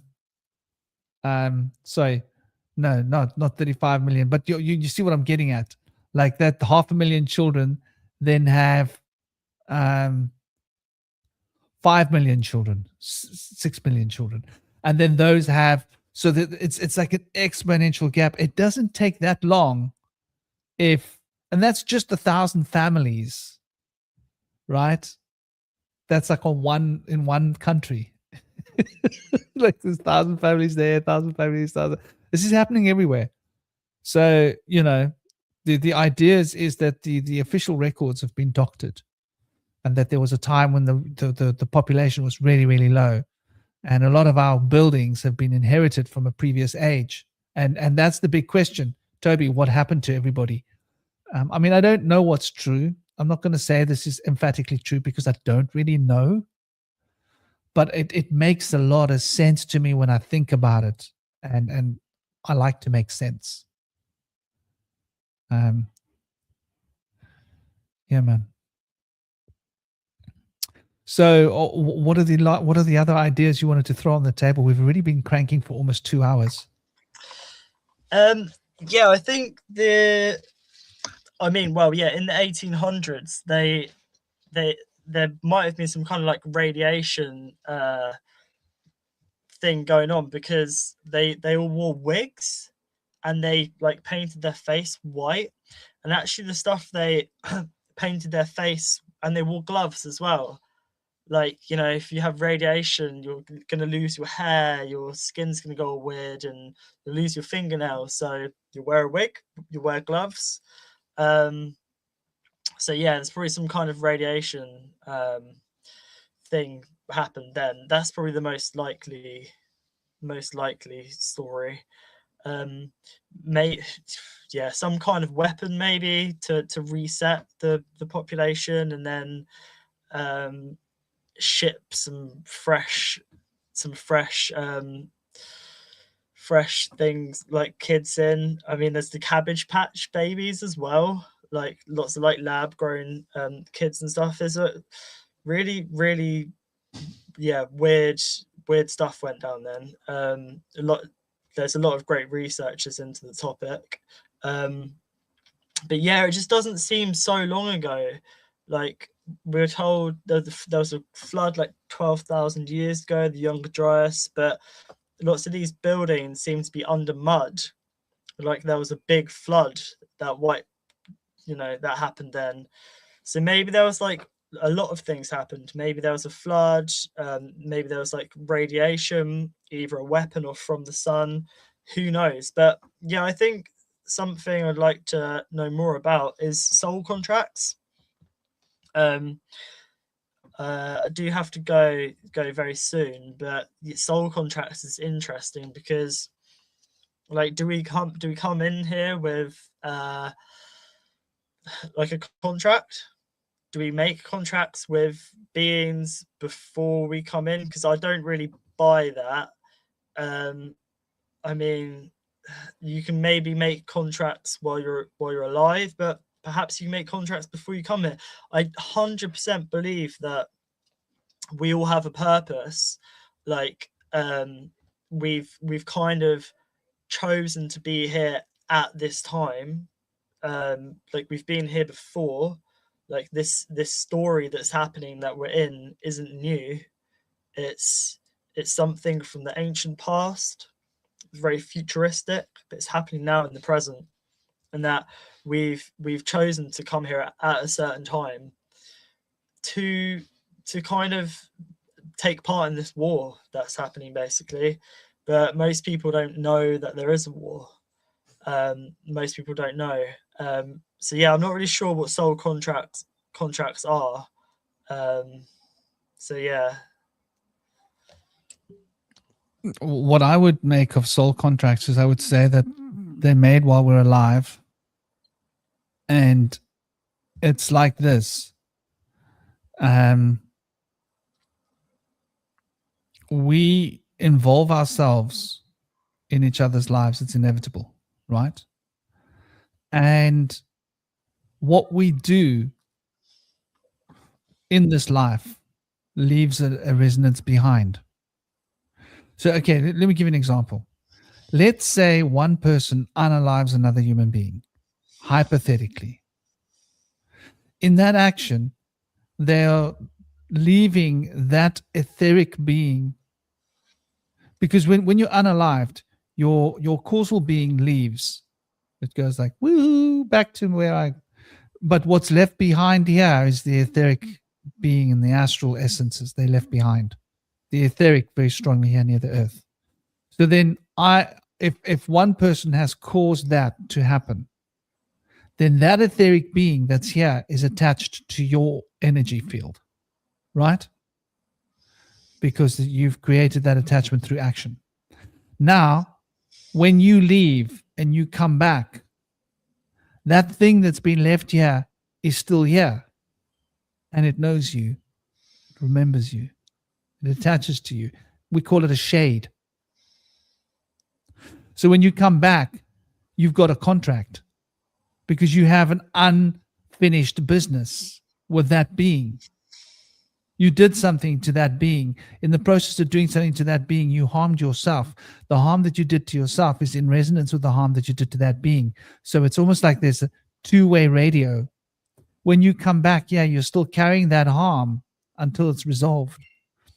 And in the process of resolving that being, that healing, that is the soul contract being completed. But I think our choices and our actions that we do while we're existing, while we're alive, are what facilitate the soul contracts. And what we do here, there's no escaping from. We're liable. And we will come back to finish off all our liabilities. Sort of like a company, you know? Like you got to pay your debts, man. Like, you know, they'll come after you. Like, they'll take your couch and your car and your bed and your clothes and they'll take everything from you because you owe money. That's how it works. And I think the soul contracts are different. So the debt collectors like Agent Smith in their suits, like tethering you back to the Matrix. Yeah. We are the debt collectors. That's exactly it. That's exactly it. That's why we're stuck here. And we're not like changing here to be the next, because like we're being stuck in that old thing. It's sort of like if you're building a house and you build one thing. Please, Joshua, not now. I'm busy, my boy. I'm going to come to you just now. I promise. Okay, I won't be long. I love you more than anything in the world. There's my one little soul contract. Standing, waving at me through the windows, trying to break my concentration. Put it on him. So if we are, I almost lost my train of thought. If we are, what was I saying? You were saying about soul contracts, about oh god, do you know what? I can't remember either. No, let me take a moment. It'll come to me. So if we are in a situation, yes, if we resolve all of our soul contracts, right, and we've cleared all of our debts. I'm using the word debts. It's a very crude way of looking at it. But a soul contract is like I've got a resonant frequency within me, and there's a resonant frequency within this being, and me and this being have got this contract because I've taken something from it. It's life, it's this, it's joy, it's peace, whatever. And that soul contract keeps me trapped with it. We call that a karmic web, a karmic pattern that we're stuck in. Now I'm going to keep reliving that in my consciousness until I've resolved that, right? Like if you do something bad to someone else, it's going to live on in your conscience. It's going to keep going on. And okay, the black magicians have got ways of pushing the conscience out of the way. But all that does is it makes them perpetuate the pattern even worse, right? Because the conscience is pushed out of the way, unconsciously they now have a desire to do that. So if they unalived someone and they push the conscience away, they'll have the desire to unalive someone again and then again. And it'll become a pattern. And next thing they're carrying an axe around in their bags, right? Axe, they're the axe man. So whichever way you look at it, there's no escaping because you've got that seed of vibration of that energy pattern within you. It's going to draw you back to that. And so once we get to the point where we've fulfilled all of the seeds within ourselves and they've all grown and produced the fruit that's necessary to bring us to a state of health, then we have no purpose here anymore. Here. Then we've finished this. Then we have the option to traverse into our home, our true place, or like the Buddhists speak of the bodhisattva. We could get to the point where we're leaving and we go, well, hold on. What about the rest of humanity? Don't think this is working for them. Maybe I can help them to learn what I learned and help more of them like figure this out. And so bodhisattvas are then coming back by choice to make the world better because they feel drawn to sacrifice. And so that's where sacrifice comes into it, and love and devotion, and why it's so important in our soul family, because we set each other free. We don't just free ourselves, we set each other free. Yeah, that's really interesting. That's kind of what I was saying earlier about we all have keys for each other's doors. Like we're separated, but also when we observe, we recognize each other, and we recognize the depth of each other, because we can't come in with all of our doors open. We come in with our dormant potential there. The seed knows what it is to be a tree. The seed needs a bit of mem and a bit of ori, a bit of water and little bit of light, to grow. And we can't really do it on our own. We need others to help, I guess. That's why they want us all isolated in 15-minute cities, not traveling around the world. That's why they've made air travel so expensive, so we can't go to other countries and recognize that we're all human. This is why there's a broadcast out there of white people hate brown people and doing all this, and because they want us all separated. They want us separated by countries. They want us separated by race. They want us separated from timelines as well. Not all of us unified in a unified timeline where we can all kind of see like the trajectory of where we're going clearly. It's really interesting. I've written some notes here about the demiurge and Sophia as well. Maybe I'll save that for when we have a conversation on Tuesday or Wednesday. But I think the demiurge being separated from Sophia has something to do with our spark, and that when we like our wisdom, and that there's a reason that it's extracted, that when we pass on we loop back here, but we loop back without memories, like a blank canvas. And I understand we come in here as a blank canvas, but also we don't, because we have all this memories and stuff inside of us, but it's like kind of dormant potential. And I think that the end game is like realm of shells, realm of hungry ghosts. We're all just hollow, just filling the void, rather than expanding outwards and like sort of emitting our frequency out into the world, so that others from our soul family can recognize that, and we can all grow together. But I think this does tie into the demiurge as well. It also ties into the 1 and the 9 in the Enneagram too. The sun, the lion, and the snake, the death, the 1 and the 9. So yeah, I'll bring that up when we talk on Tuesday or Wednesday. I think Indy might be joining us to talk about the fall of Sophia, never-ending story, and like how this relates to like what's happening now. So yeah. Are you joining us on Saturday? Tomorrow? Potentially. Because I wanted the demiurge to be part of tomorrow's conversation as well, sort of as a follow-on of, and I thought it'd be like really good but not solely the demiurge, but a big part of this world's construct, if that makes sense, Yeah. And I think it's like something that we really need to pay attention to, and just how much of the we've touched on it a lot of times, the demiurge energy, but just how much of it is relevant, especially, and will always be relevant, I think. So yeah, man. Because I have a sense that it's like the demiurge is us, like it's a blind god, but we're its eyes, and that we to really truly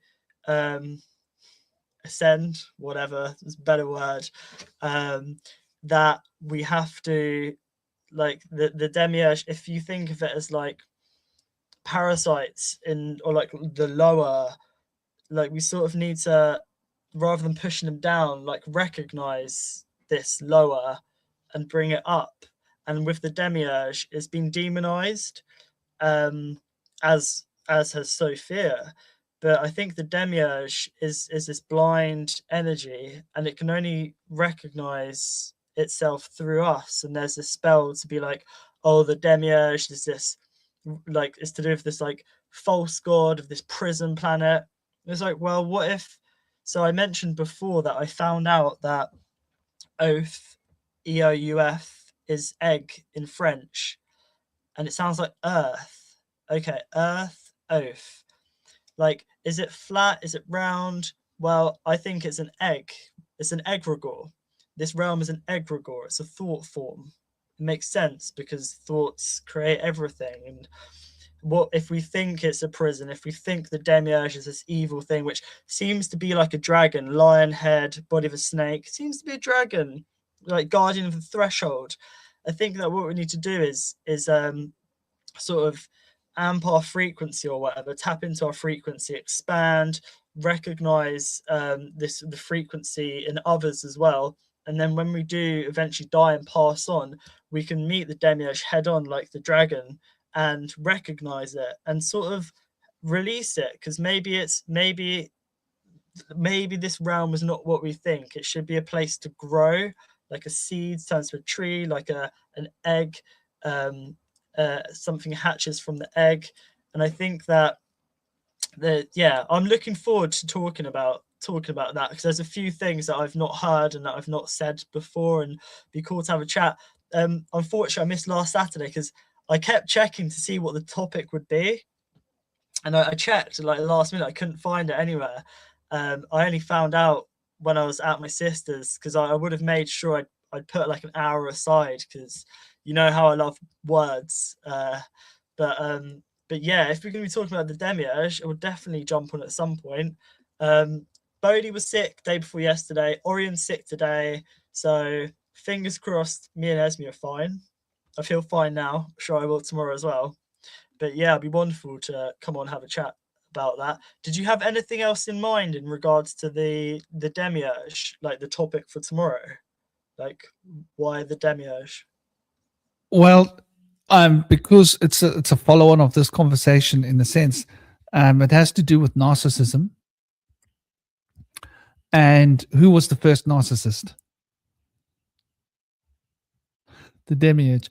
And so what is, you also dropped a hint to it a minute ago when you said that the demiurge can only see through us, can only see itself through us. Narcissists can't see themselves, but through other people. So do we each carry a demiurge within us? And is that demiurge the controller? And is narcissism when we allow ourselves to become enamored by our own internal demiurge? So it's like that whole microcosmic connection.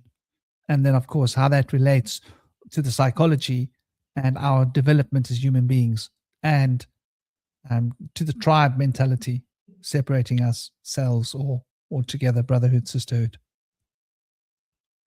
Yeah, like didn't Sophia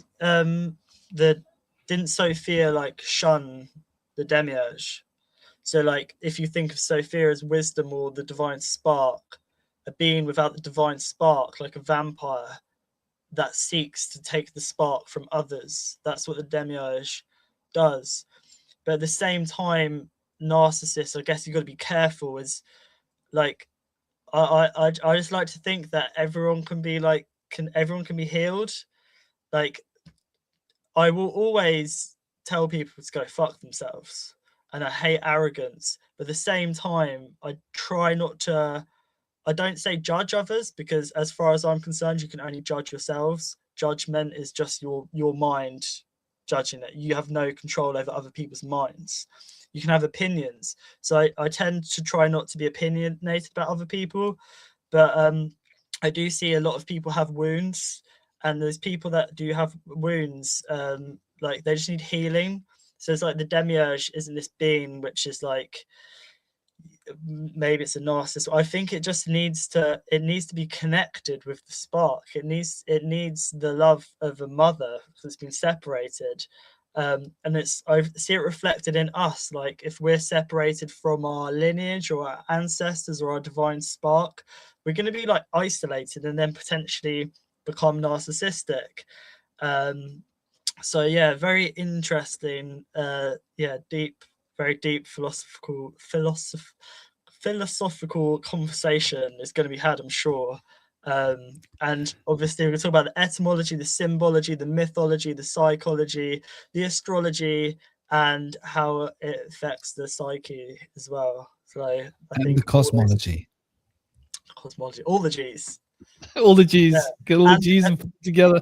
Is the G in Freemasonry? I've always thought, is that the Grand Architect? Is that the Demiurge? Because they do seem to be, not always, but Freemasons now, not all of them. But I'm just going to cast judgment or my opinion that it's a very narcissistic thing, because they have a lodge in every town. They seem to control, take, there's a very dominating kind of organization that seeks to withhold information for themselves, and that G is the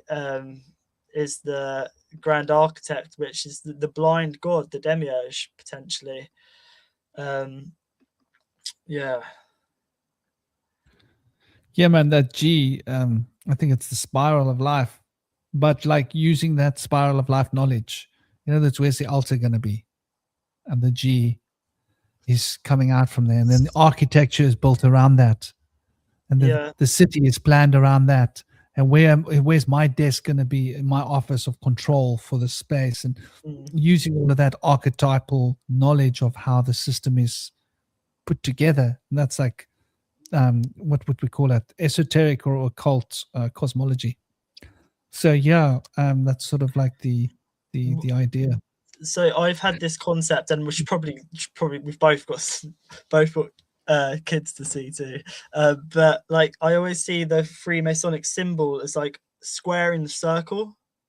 You have the two symbols, because squaring the circle is confining the circle, is restricting, and the square is this kind of, they want everyone to be squares. They want everyone to have 1 degree. They want everyone to go to university, have a black cube on their head, and just having a 1 degree perception of reality.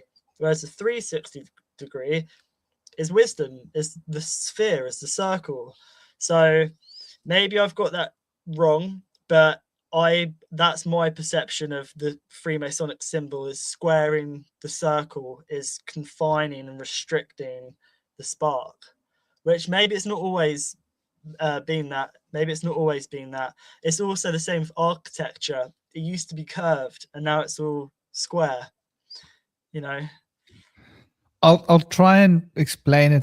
There's a mystery related to the black sun in that squaring, the circle and the compass and the square, and the maths involved.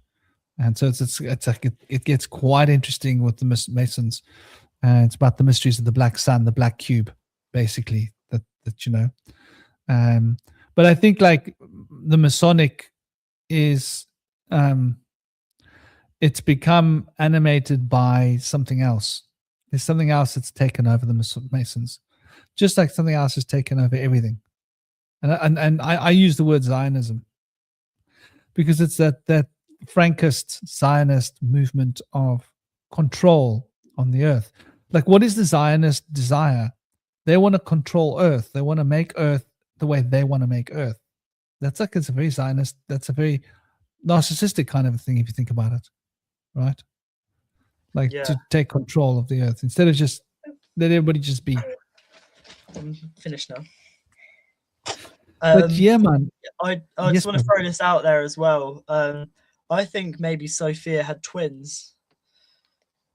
I've tried finding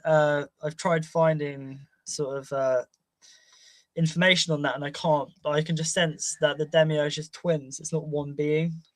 And the reason for that is because like you have Zervan, which is cosmic infinite time, and then you have Ahriman and the Hura Mazda being birthed. You have the story of these two twins, and I think that it's this duality. It could either be this or that, the Demiurge. The Demiurge could either be a protector or it could be dominating. And I think that people think it's dominating, so that's the egregore, that there's a dominating, we're bringing in this dominance. But if you think, you know, of this being more of protective, then perhaps that's what it will be. Who knows? But yeah, looking forward to having the conversation. I'll definitely jump on tomorrow for a bit. It's just the evenings are quite tricky sometimes. Get all sleepy around like not 8-9 o'clock. So I'll try and jump on earlier tomorrow. Well, looking forward to it, and always an honor being on this little discussion panel with you. And thank you everybody for joining us. Sending you all big love and big blessings. I hope you guys are all having a fantastic Friday. We look forward to a fantastic Saturday. We'll see you tomorrow. Thank you, dear brother. Om Shanti. I'm glad to see your little guy's back to himself again, back to normal. He seemed like he was quite like, Yeah. you know, in a good little buzz. Yeah. And big love, brother. Om Shanti. Everybody, take it easy. Keep the smile alive. Big love. Om.